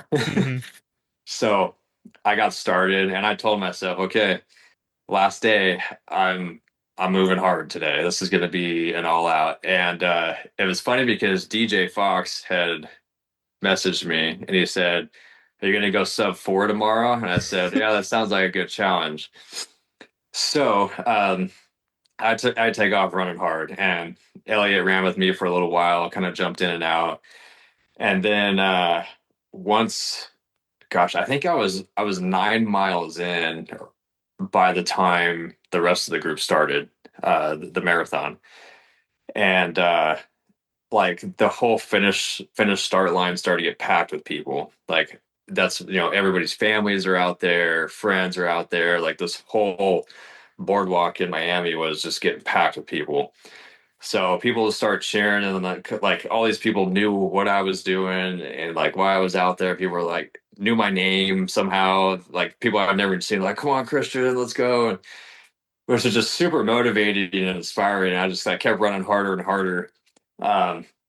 And yeah, I felt great. Like nothing else mattered. I was like, I am going to dominate this thing today. Like I am pushing hard. I don't care like how I feel. Let's go. And I felt freaking good. So coming up, it was kind of funny because some of the logistics towards the end, I have an app on my phone that's a timer, and I didn't have to do this, but just as a safety net for the total time, because the record is for when I started and when I finished. I started my app the second I crossed the start line in Cape Town. It still had it running. Yeah. And Elliot was running with me, and I said, "Okay, look, as I'm running, I'm trying to explain this to him. I'm like, I have this timer running. I need you to take this. When I cross the finish line, you have to hit stop and just screenshot it immediately." I said, this is like super important. So we got all that situated. And then on my last running back to the finish, I was texting my uncle, and I said, because he was pushing my grandpa around in his wheelchair just so he didn't have to stand all day long. I said, "Get him to the finish line." And he's texting me back. He's like, "Oh, do you want to push him across?" And there's like this little bump, like this, to cover the wires, like the timing mat stuff. I was like, no, like get him standing up. And we're going back and forth. I was like, I'm going to be there in like 5 minutes. Just get him to stand at the finish line because I'm going to grab him and we're going to walk across. So he ended up getting in there. But before I got there, Elliot's running right next to me, like I'd say a couple 100 feet out. I gave him my phone, and my grandpa was standing right there. And I just like grabbed his arms and walked across with him. And that like, God, this moment, I just literally was watching this video this morning, like, and I teared up. And every time I talk about it, it makes me want to tear up. We walked across together, and I grabbed their finish line ribbon, and I freaking just yelled. Like I had no idea what I was going to do, but all this energy just came out, and him and I just turned and looked at each other, just hugged, and he's crying, and somehow I was holding it together better than I thought I would. But at the same time, my arms are around it. I'm like, crap, I got to stop both my Garmin's right now. Like, I'm like hugging him. It's a super emotional moment, but I'm like, okay, hang on. Like, hit the buttons. And yeah, that was one of the most magical moments of my life. And I had pictured that moment to the T all week long, and it happened just how I had envisioned it to be. And I've had other times like that in my life with like a world's toughest mutter finish. I remember the first time I did 100 at Worlds in 2021. I pictured that finish line crossing, and it happened exactly how I pictured it. And this was another one of those moments where it was like perfect. And the whole family was there, and just everyone comes up and surrounds us. All these cameras are on us, and people start like kind of interviewing us, and I'm just trying to keep it all together. And my grandpa's, crying, and yeah, that's what made a year worth of planning and sacrificing so much worth it. Absolutely. But just before this interview, like minutes before this interview, I was actually rewatching that video too of you crossing the finish line with him because I can't begin. I love my grandfather, but I can't begin to imagine doing all that incredible work and creating all this awareness and being able to like finish the finish line. That must have been like the coolest thing. And so I'm so happy that like both you and your grandfather were able to share that moment together. That's awesome. Thank you. Yeah, it is. I can't even really explain it. It's just so crazy. Just to have this come together like that, just to know, like, I've told a few people this, this whole project started out as, something kind of selfish in a way, right? Like, oh, I want to go around the world and set a Guinness World Record, something you're doing for yourself. And I turned it into something bigger than myself. And I truly believed in that and locked in on that purpose. And to see it all come to fruition as, like, I was doing this for him, doing it in his honor, doing it for a cause that affects him. And yeah, that was the most magical thing. Yeah, no, that's amazing. And I do want to rewind briefly a little bit too. You talked about like it happened the way that you expected it to.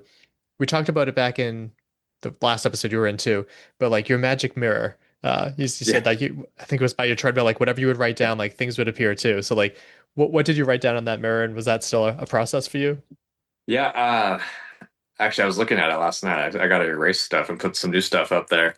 I just wrote Project 5077 on it. I didn't write really anything after that. I just wrote that up there. And yeah, I didn't write like any specific times. I didn't write like I wanted to end this way. I just envisioned it more than anything. I mean, going into it, I figured, yeah, I'll probably run like 5 hours on average, or I'm going to shoot for that. That seems like a good goal. And then it was like, I averaged my average time over all the runs was like a 4:28. Yeah, which is insane.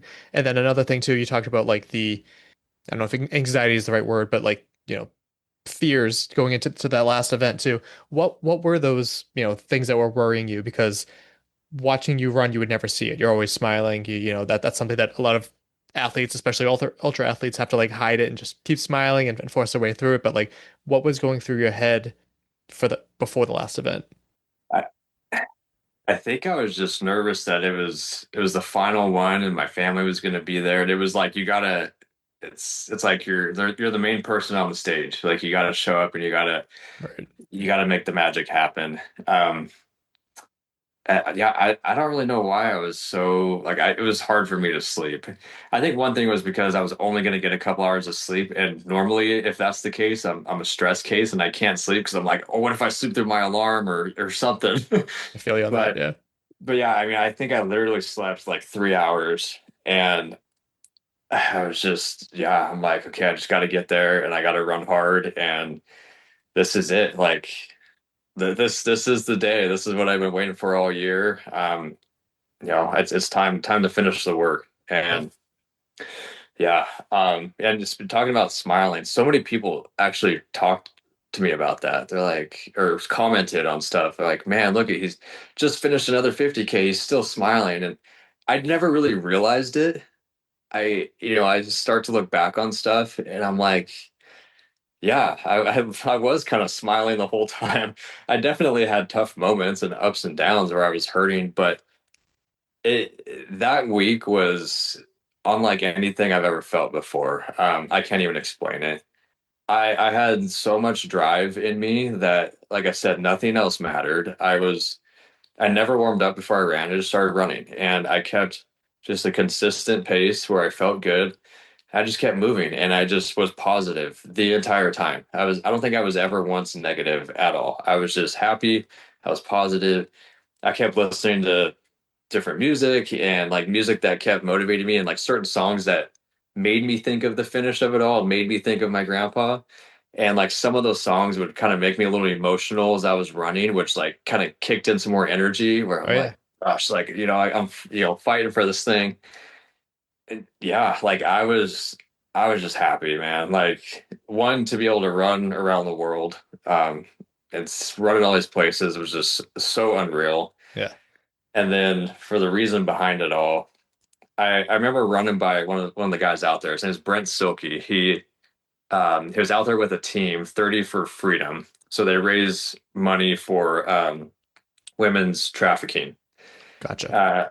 Or sex trafficking. And he's a super inspirational guy, awesome guy. And I remember running by him at one point. We would always, everybody's running by each other the whole time. So you're always like, hey, good job, whatever, blah, blah, blah. You're chatting with people the whole time. And I said, dude, when you're doing something that's bigger than yourself, or doing something for something that's bigger than you, it makes this shit pretty easy. And like that just like it stuck with me when those words came out of my mouth. I'm like, man, like this is so much bigger than me, and I'm like, like I fully believe in that in my mind, and not like I said, nothing else matters. Like I am just pushing hard, and it helped get me through it all way better than I thought I potentially would have. Yeah, I mean, I guess you don't really need a mantra when you have like something epic that you're doing a cause for. So that's pretty awesome. Yeah. Yeah, like I had this fire in me that I can't even explain. I think after the Abu Dhabi video, because we lost, one of the people that was on my shirt, and that day, like I was fired up. I'm like thinking about that at the same time I'm thinking about like my grandpa and everything, and like I could feel it, man. Like I think in that reel I posted after that, I said, look in my eyes. This is what fire in your soul looks like. Yeah. Like I was locked in, and just nothing was going to stop me. Crazy life experience. Yeah. And then you, like you said, you went out, left it all out there for the last event. Disappointing only DJ Fox. You got 4 hours and 46 seconds. So I do have to say something about that. If you look at my Strava, 3 hours, 59 minutes. There we go. Okay. So, like I said, the course, okay, well, my Strava, it was like 31.2 something miles. But my run time was like 3:59. Gotcha. Somewhere around there. But yeah, whatever. I guess I could disappoint him a little bit. He did comment on that though. He's like, "Oh, you freaking did it." Now he's gonna find out I didn't really do it. Damn it. That's all good. I'm sure he's the only one you slightly disappointed. I reached out to the Oyster Report to see if they, wanted me to ask or say anything, and they just wanted to reiterate like how proud they are of you, which I'm sure like, not that you'd get sick of hearing it, but like when everyone says that, I wonder if it like dulls it at all. Like, do you feel, I don't know, but when everyone says that they're proud of you, like how does that feel? That feels like a lot to take in. Honestly, I just feel honored. Like I really appreciate everything from this. I don't know. I think I just feel amazed that people can look at me and what I've done. Like I'm just doing something I'm passionate about, and then people praise me for it. And I just think that's, it's kind of crazy, but I understand it. And I truly appreciate it, because I'm just going out there and I'm showing up every day and I'm running, and to other people, they think it's incredible. So I really appreciate every person that's ever said, congrats, or, we're proud of you. It really means a lot. Yeah. And then speaking of appreciating it, like the Michael J. Fox Foundation, like did they like reach back out after you finished, and what have talks been like there? I know you said you're continuing to fundraise too. Yeah, so we raised a little over $10,000 for them. So I got invited to a conference that they put on in New York one time a year. So that's at the end of March. So I'll be going to that. Um, Hopefully make some good connections there. And this next year, I'm going to keep raising money for them until I hit that $50,000 goal. So my current athlete page with them will close at the very end of this month. They basically, I think they do it for tax purposes for the nonprofit. So I'll Makes start sense. up a new page for 2026, and then whatever the remainder of the goal is to that 50K will be my next goal for this next year.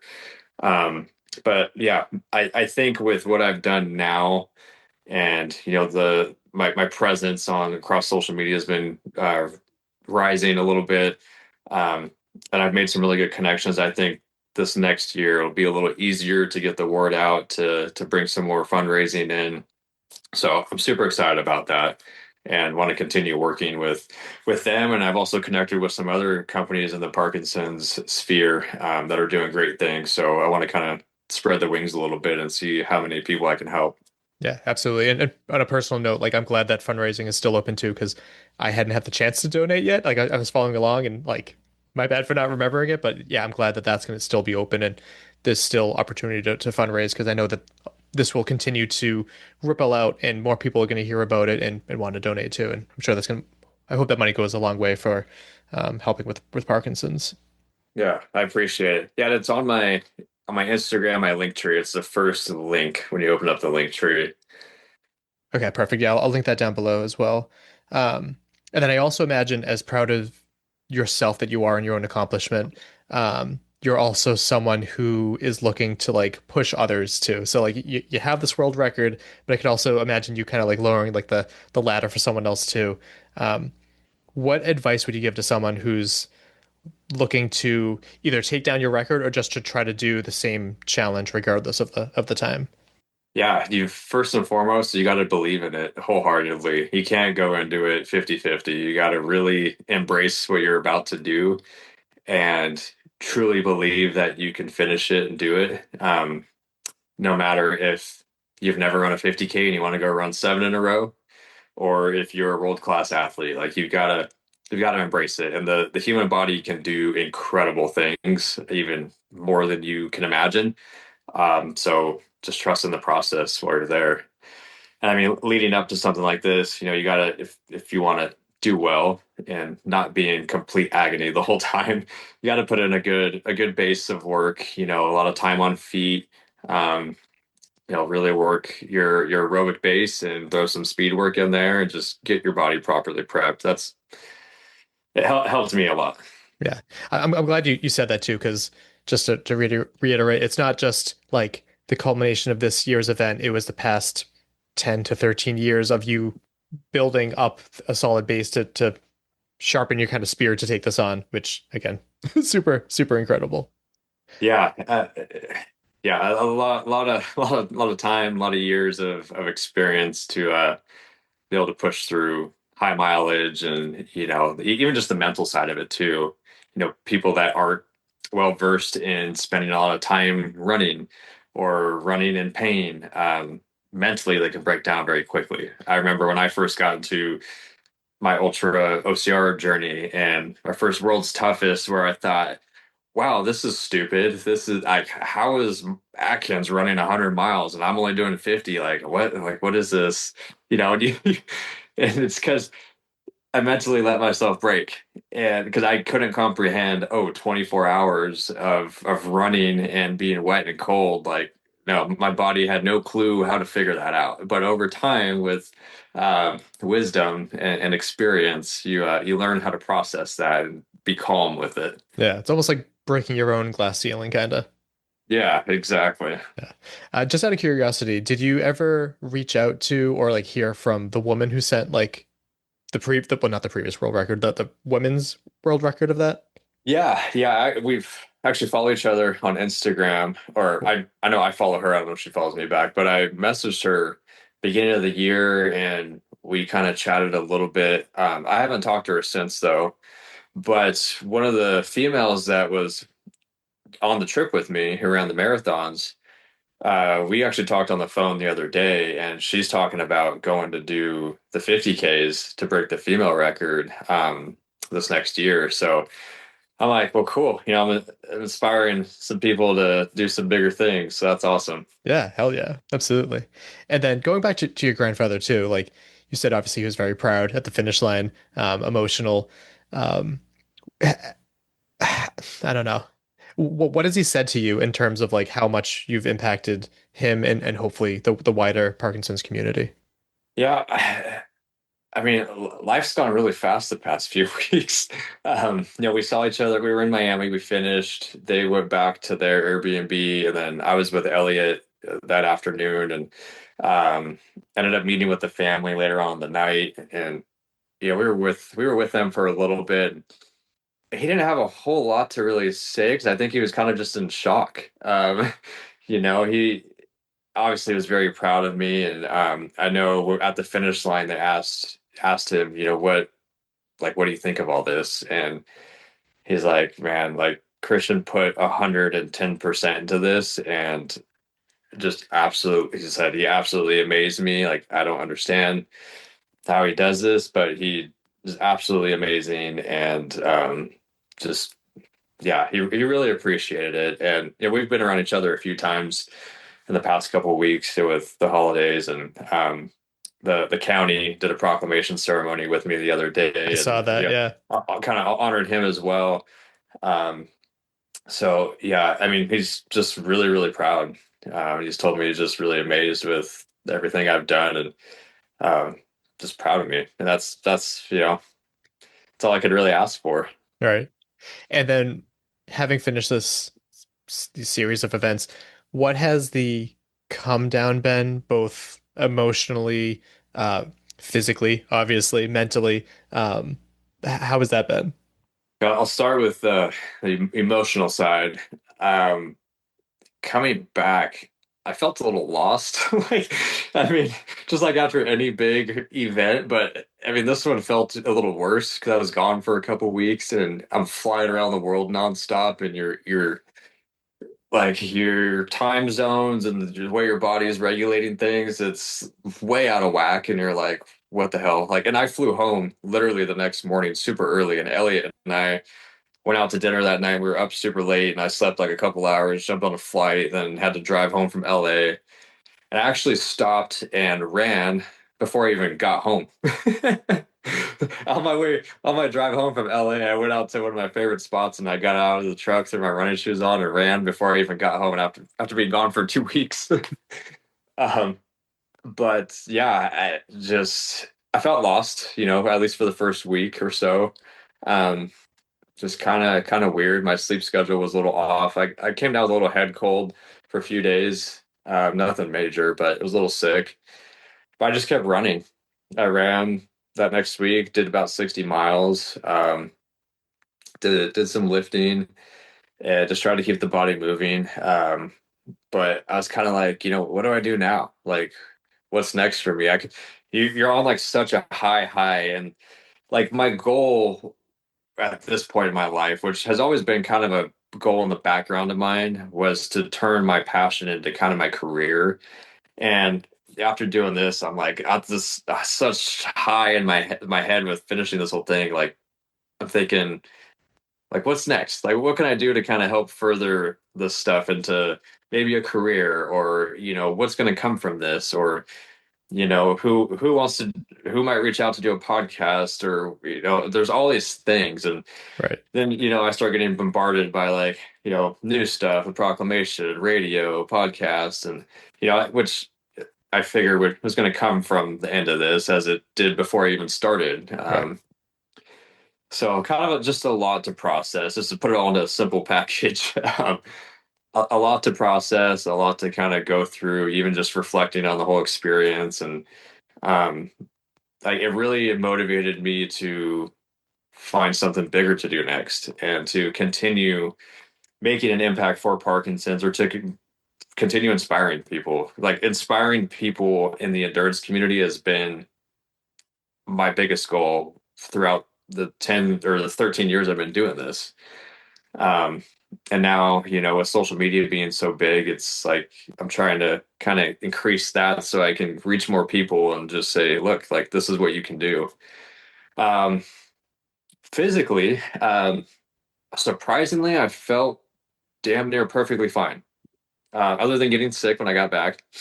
A little fatigued, but nothing crazy. Last week, I was in San Diego for my wife's volleyball tournament. And I don't know, do you know Andy Glaze? The name sounds familiar.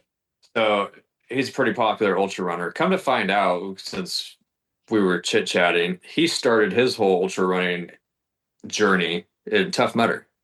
And I never knew it. He was in Tough Mudder, I think, in 2012 or 2013, 14, and 15. I think he did Worlds 14 and 15. And now he's like super famous on social media and runs 100+ mile weeks. So last week was his 300th consecutive week of running 100+ miles every week. And he set out a plan to run 300 miles last week. So I go down to San Diego, and he lives near San Diego, but one of his runs was going to be in San Diego. And I had to be there for the volleyball tournament. So Tuesday, I ran 45 miles across San Diego with him. And then the remainder of the week, I was running in San Diego myself. So by the end of Saturday, I had put in 100 miles for the week. And then Sunday was his last run. He was going to run from his house to the beach, which was 75 or 74 miles. So I was like, I flew out to San Diego. I didn't have a car. I'm like, you know what? Screw this. I rented a car. I drove. My wife's team's last match was Saturday night. I left the hotel at 1 a.m. I slept an hour, drove 2 hours to Andy's house, and we started our 74-mile run at 3:30 in the morning. And we finished at maybe finished about 6 p.m. that night. And all the way, like, Wow. and it was nuts. We had all these people jumping in. Like I said, he's big on social media, so he had his routes on his Instagram, so people knew where he was going. He had his Garmin tracker going, so people would know right where he was. So if they wanted to jump in, they jump in. So we had people jumping in and out all day long, and people just setting their own personal running records for distance, and super cool. But I ended up running about 174 miles last week, a couple weeks after I ran 218 across the world.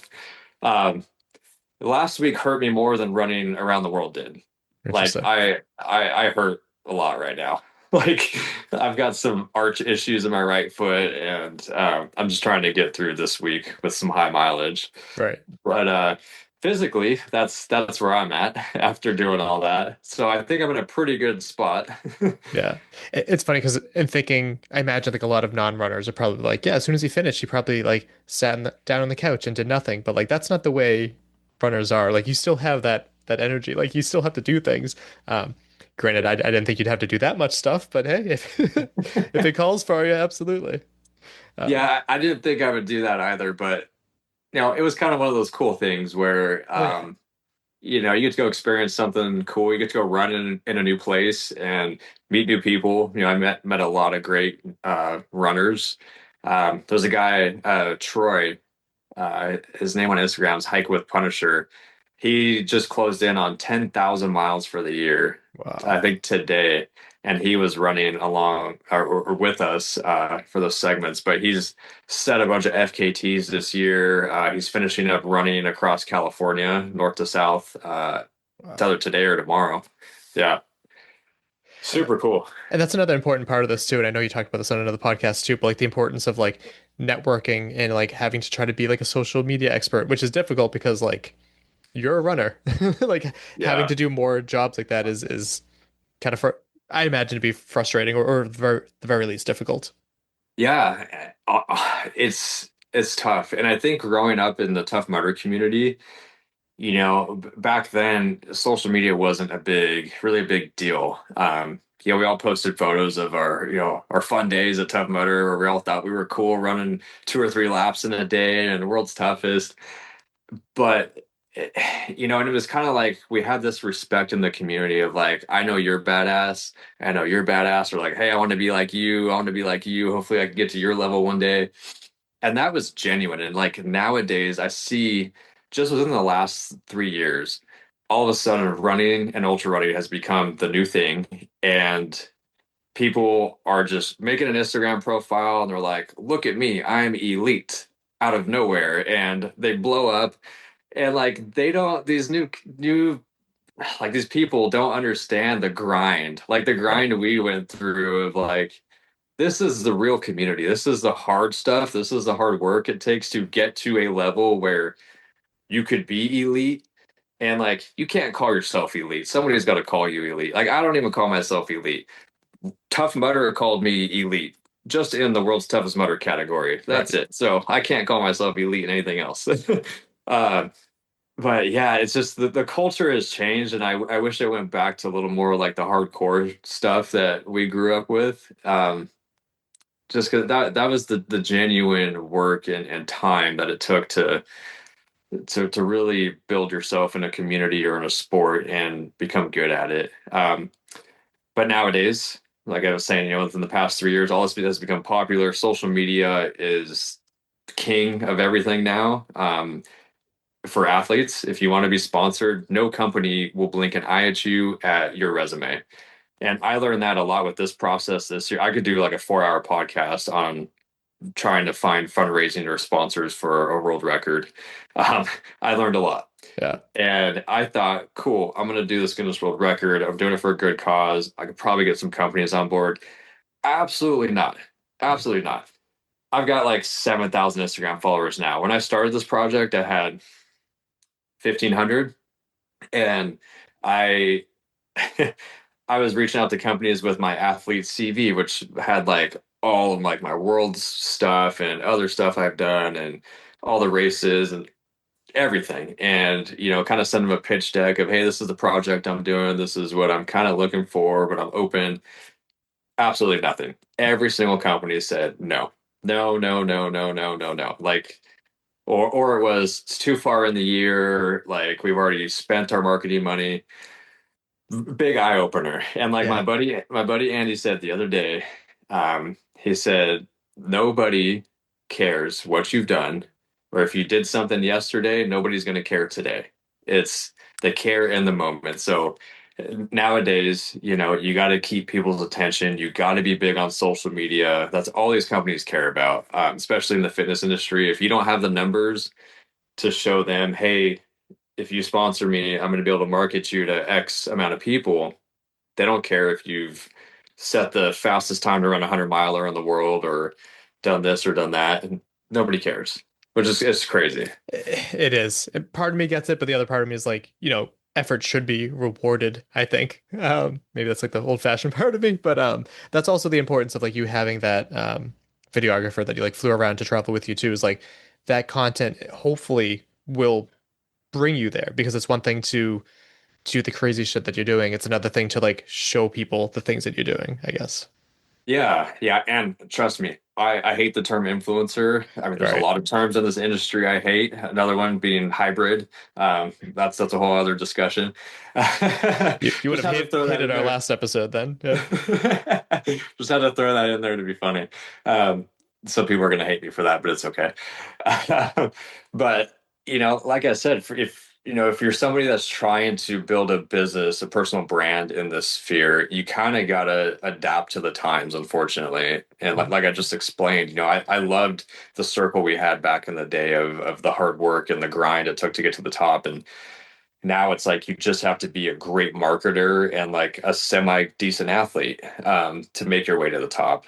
And so for people that have been in the game for a long time, like somebody like me trying to broaden my horizons and bring some opportunity to maybe make this a career or a bigger side venture, as far as like monetary gains go. I really have to embrace the social media side, and I have to kind of post some cringy stuff here and there. And I try to keep my stuff. I don't really like to do a lot of the trendy crap. I do a couple of them So here you're and there. saying you're not willing to do any TikTok dances? Is that it? So I've made like 4 TikToks this year and I just end up deleting them. I hate that app. I despise it. It's Yeah. like the most brain dead Soul content. sucking. Yeah. Yeah, like it's just all these kids make. I'm like, what am I watching? Like this is like some robotic alien society. So my main game is TikTok, or not. Sorry, not TikTok. Instagram. Yes. Instagram. Not TikTok. Which I probably should be posting on there more too, but I just don't. I feel the same way, but self-promotion it's really the worst. It feels disgusting, and Yeah. quite frankly, I'm not good at it. It's not fun. I don't like it. I used to not be confident in doing it, and I started to become more confident. Like I had all my close friends were like, "Dude, you do crazy stuff. Like you aren't like anybody we know. You need to be posting about this." I'm like, "Nobody cares. Like, what do you mean? Like, I'm just going out and running. There's somebody out there that's cooler than me. Like my friends are doing way cooler stuff. Like my ultra buddies are doing way cooler stuff than I am." But once you kind of like break that mindset and you just start posting one day and you just stay consistent, it starts to get easier. And like I probably tell, like I think it was beginning of this year I was posting like a mashup of short clips of my runs and my lifts. Same thing every day for like a while. Kind of cringy, kind of like whatever, but then I got used to it and I was like, okay, this gets easier. And now like with some of the things I've done this year, I've got a bunch of video and pictures. Like I could just keep my content going with just stuff I've done this year. But the confidence level increases and then you start to gain some following and then, things start to spread a little bit quicker. And you start to kind of learn the little tips and tricks to get things out there. But I also talked to a friend recently who she's kind of blowing up on social media. She's like, you know what? I used to hate the trendy crap. Like that was not me. But she's like, here's some examples of trendy reels that I put up that literally made me gain 100,000 followers. So It works. Yeah, you kind of got to do what you got to do to make it work. But don't sell your soul for it. That's my advice to anybody listening. Do not sell your soul for it. Stay genuine to who you are, because I've known people who have sold their souls to social media, and I'm not friends with them anymore. No, So yeah. just put it that way. Yeah, keep feeding that social media beast. But yeah, you talked about that Glaze guy too, who has like a big social media following. Has there been like a lot of support from other people higher up in terms of like social media following to like highlight you? Like, has that been something that's been discussed at all? Like, hey, my buddy did this awesome thing. Go give him a follow, like and subscribe. Yeah, no, so certain, like my buddy Andy Glaze, we were just talking about when I was running with him last week. He literally took a video of him and I running together and put it up on his story twice last week and said, "This is my buddy. He just ran or set the fastest time to run a 50K on every continent like 2 weeks ago. Go give him a follow." And he tagged me, and I gained like 2,000 followers just last week. Yeah, no, it's crazy. And I've got quite a few friends who have quite a few followers. I know they were kind of reposting my videos and sharing stuff. So it's cool. It's cool to tap into like that group of people as well. Especially to learn from them, because they understand the running game, but they also really understand the business side of marketing yourself. And it's cool to chat with them, because I feel like I personally have some limiting beliefs on the marketing side, and they're like, well, just do it this way or this way. And like, this is what's worked for me. And then you start to kind of think, okay, well, yeah, that makes sense. Yeah. Now, starting to come to the shitty question, but you already brought it up earlier, so I don't feel so bad asking it. What is next? For you said, the fundraising goal hasn't been reached yet, so you're still pushing, trying to find new ways to, get more attention to that too. But what are your plans for 2026? Yeah. Well, since you and I met through Tough Mudder, I'm kicking around doing worlds. This will probably be my last one. I'm kicking it around though. I'll see. It's not my A race like it's always been, but it's on the back of my mind. End of this month, there's a run called Across the Years put on by Aravipa by Jamil. I think I'm gonna go out there. I might just do the 100-miler. That's the New Year's Eve to New Year's Day race, right? Yeah. Okay. Yeah. They have like a 6-day run option. And it's 1.4-mile run course around one of the baseball training fields in Arizona. I'm like, dude, I don't know if I want to run 1.4 mile loops for 6 days straight. Like I would just stay home and run through the orchard. If I was Right. gonna Yeah. do it. We have that at home. Yeah. So I might go out and do the 100 miler. I got some friends going out to run. So that's probably the next thing. And then I got my second marathon coming up in February. Try to break my previous time. Um, I'm doing some traveling. I got a speaking engagement at a pistachio conference February, going out to the Michael J. Fox conference in March, and then April. So I'm kicking around another Guinness World Record. Um, I need to get it figured out in the next few weeks, or at least before the end of this month. My original plan was to run California north to south, but I literally just ran with a dude that's now a buddy of mine who's doing that right now. So it's already being done. I could obviously go do it faster, but that was something actually another friend of mine and I had talked about doing, or it was an idea he had pitched to me like 6 months ago, and so it's been in the back of my mind, but I may change that up to something else. Like I've been looking at different countries that haven't been run across yet. So that might be something I do for a Guinness World Record and to raise money for Parkinson's again. Yeah, and then summertime, potentially Worlds. End of the year, Chris Maltby and I applied for the Attilo Swim Run World Championships in Sweden. Cool. So I went and did a race in Maine with him. I think it was end of August or September, and we took second, male team, surprisingly. Wow. Yeah. So, and he's got some points from doing other races before. Him and Trevor Psychos have raced one before. Yeah.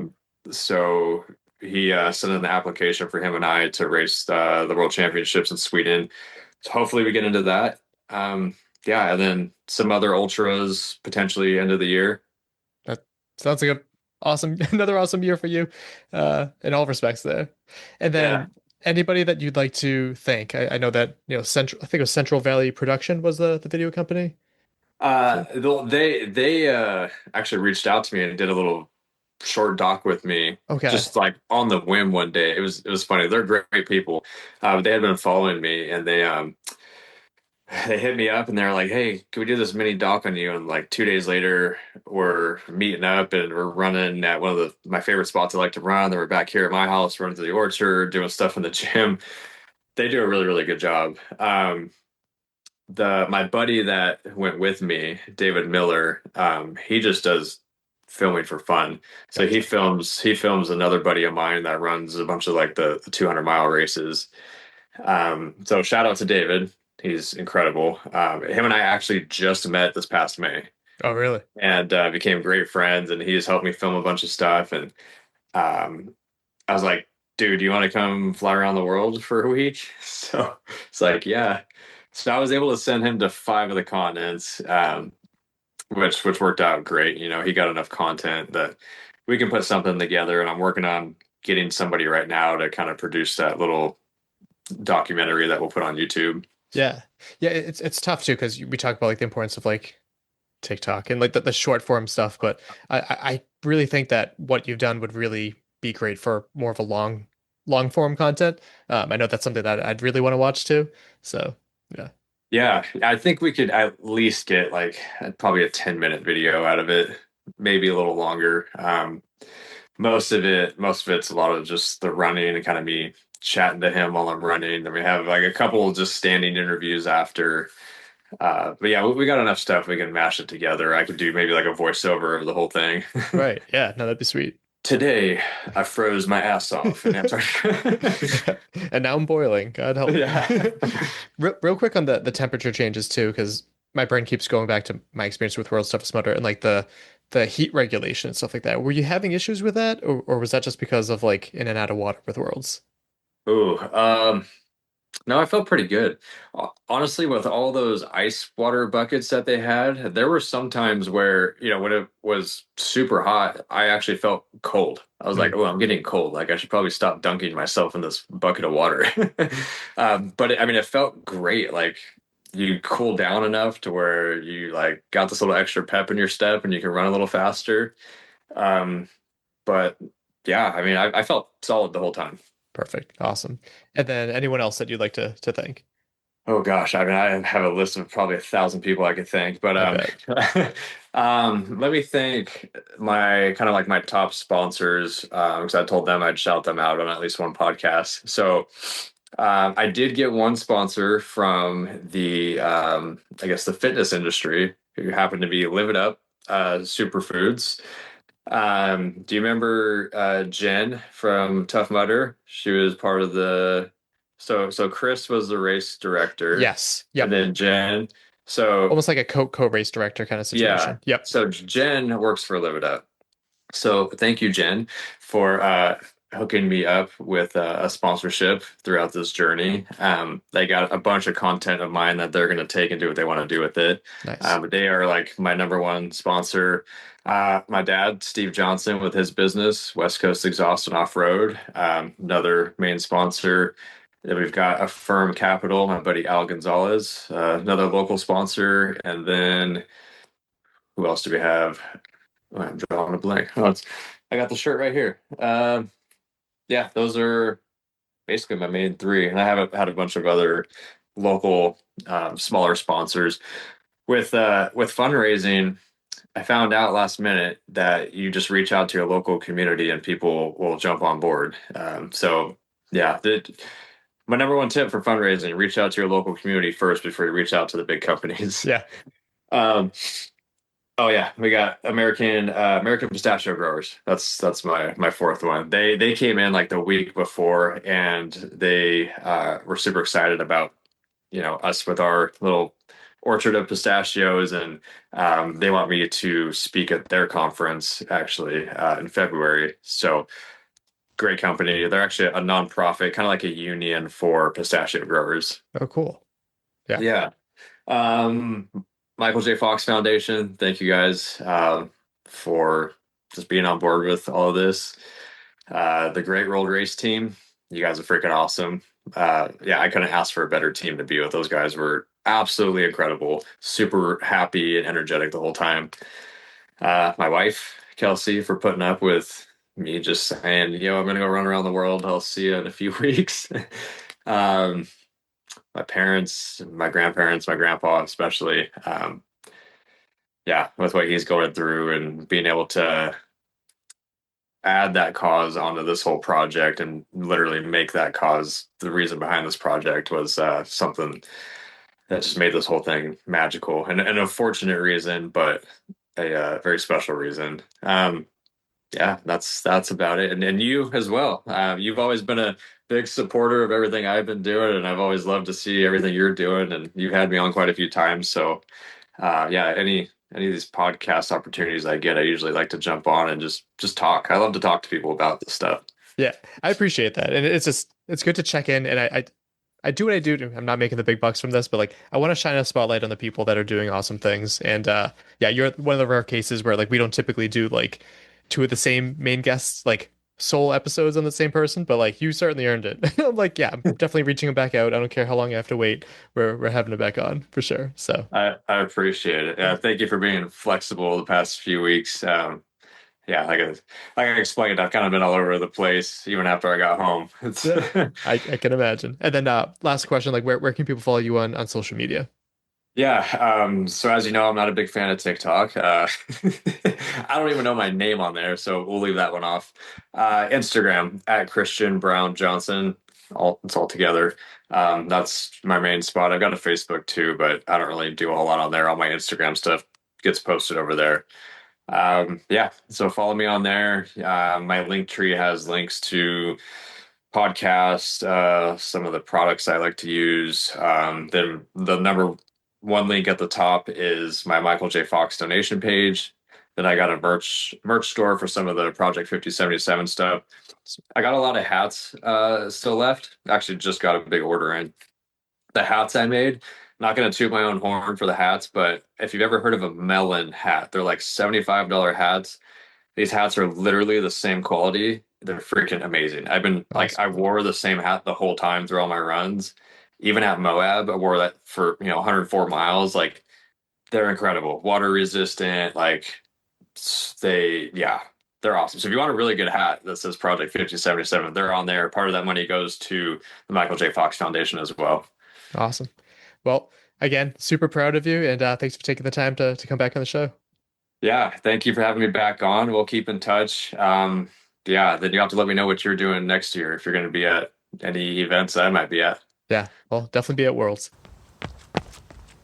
Welcome back. Thank you very much, Christian. I know you've been very busy, so thank you for taking the time, especially since we talked for 2.5 hours, which was much longer than I'm sure both of us expected. Isn't that crazy how that happens? Yeah. Please consider donating at the link in the description. I'll put that down below. And I'll also make a note so I can remember to mention it in quick news in a 2026 episode, because I know the link is going to change for tax reasons, as he said in the episode. For related episodes, episode 255. Which was World's Toughest Mudder, Part 2, Brunch Interviews and Audio. It's the first time he was on the show, and it might have been the first time we met him. Episode 358. World's Toughest Mudder 2023, Part 1, Community Dinner and Race Day Interviews. Episode 411. World's Toughest Mudder 2024. I'm really glad I added those dates. Part 2, Race Day Interviews with athletes, volunteers, and pit crew. Episode 413. World's Toughest Mudder 2024, Part 4, Bar Crawl Interviews. Episode 424. Christian Brown Johnson on Hannibal Race, Hybrid Racing, His Magic Mirror, and more. And that was earlier this year where he briefly teased this whole challenge. And episode 462. Pretty recently, we had Mark Jones on Deca Ruck, Oscar Mike, and 24-hour Rucking World Record. So another world record. Subscribe and follow wherever you get your podcasts. We are Obstacle Running Adventures on all of the podcast players. Yeah, you can leave us a review. But more than anything, please share the show with a friend. If you'll be traveling, maybe listen to it with friends in there. I don't know. More people that listen to the show, the better. Follow us on social media. We are on Instagram and Facebook at Obstacle Running Adventures. Yeah, and if you want to support us on Patreon, which I plugged a little bit more thoroughly than I usually do, you can support us for as little as $2 or as many as $10. And get all sorts of behind-the-scenes perks, such as monthly videos, access to the unedited interview videos, and much more. Coming up next, the important recap episodes, and then funny bloopers, or vice versa. I can't remember which one comes up first. Do you remember? I have no idea. Might be the funny ones first. But I have a lot more editing to do. Breaking it down, I'm thinking I have like 6 more hours? No, 4 more hours? That's not bad. Not bad. No, I've been doing it for the past few months. Caitlin, got a joke or a quote to end this? Yeah, my quote is from Stacy Swift.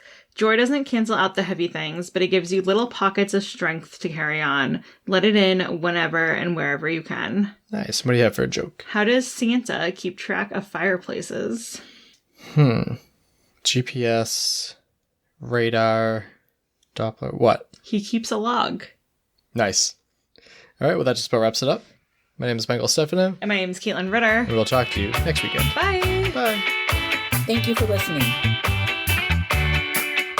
We hope you're feeling motivated, inspired, And ready to take on your next race or training run. If you've enjoyed this week's episode, leave us a review and share it with your fellow adventurous friends. Follow us on Facebook and Instagram at Obstacle Running Adventures. Don't forget to subscribe so you never miss an episode. Join us every week for more news, Stories and interviews from the community. Our intro song was Streaker by Straight Up. Our outro music is Iron Paw by The Best.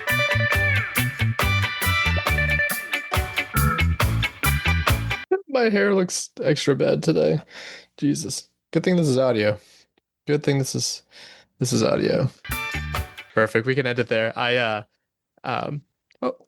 My puppy just got home. Do you want to hold her up? No, we're good. We just finished.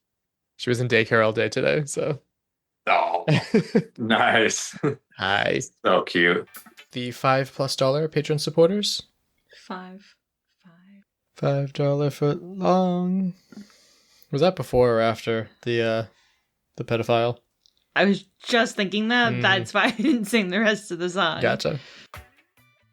And Jules Estes. Should that pedophile comment be explained?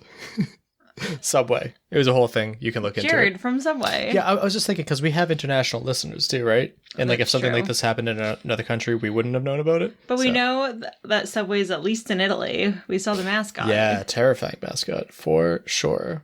It was more like, don't eat here. Yeah.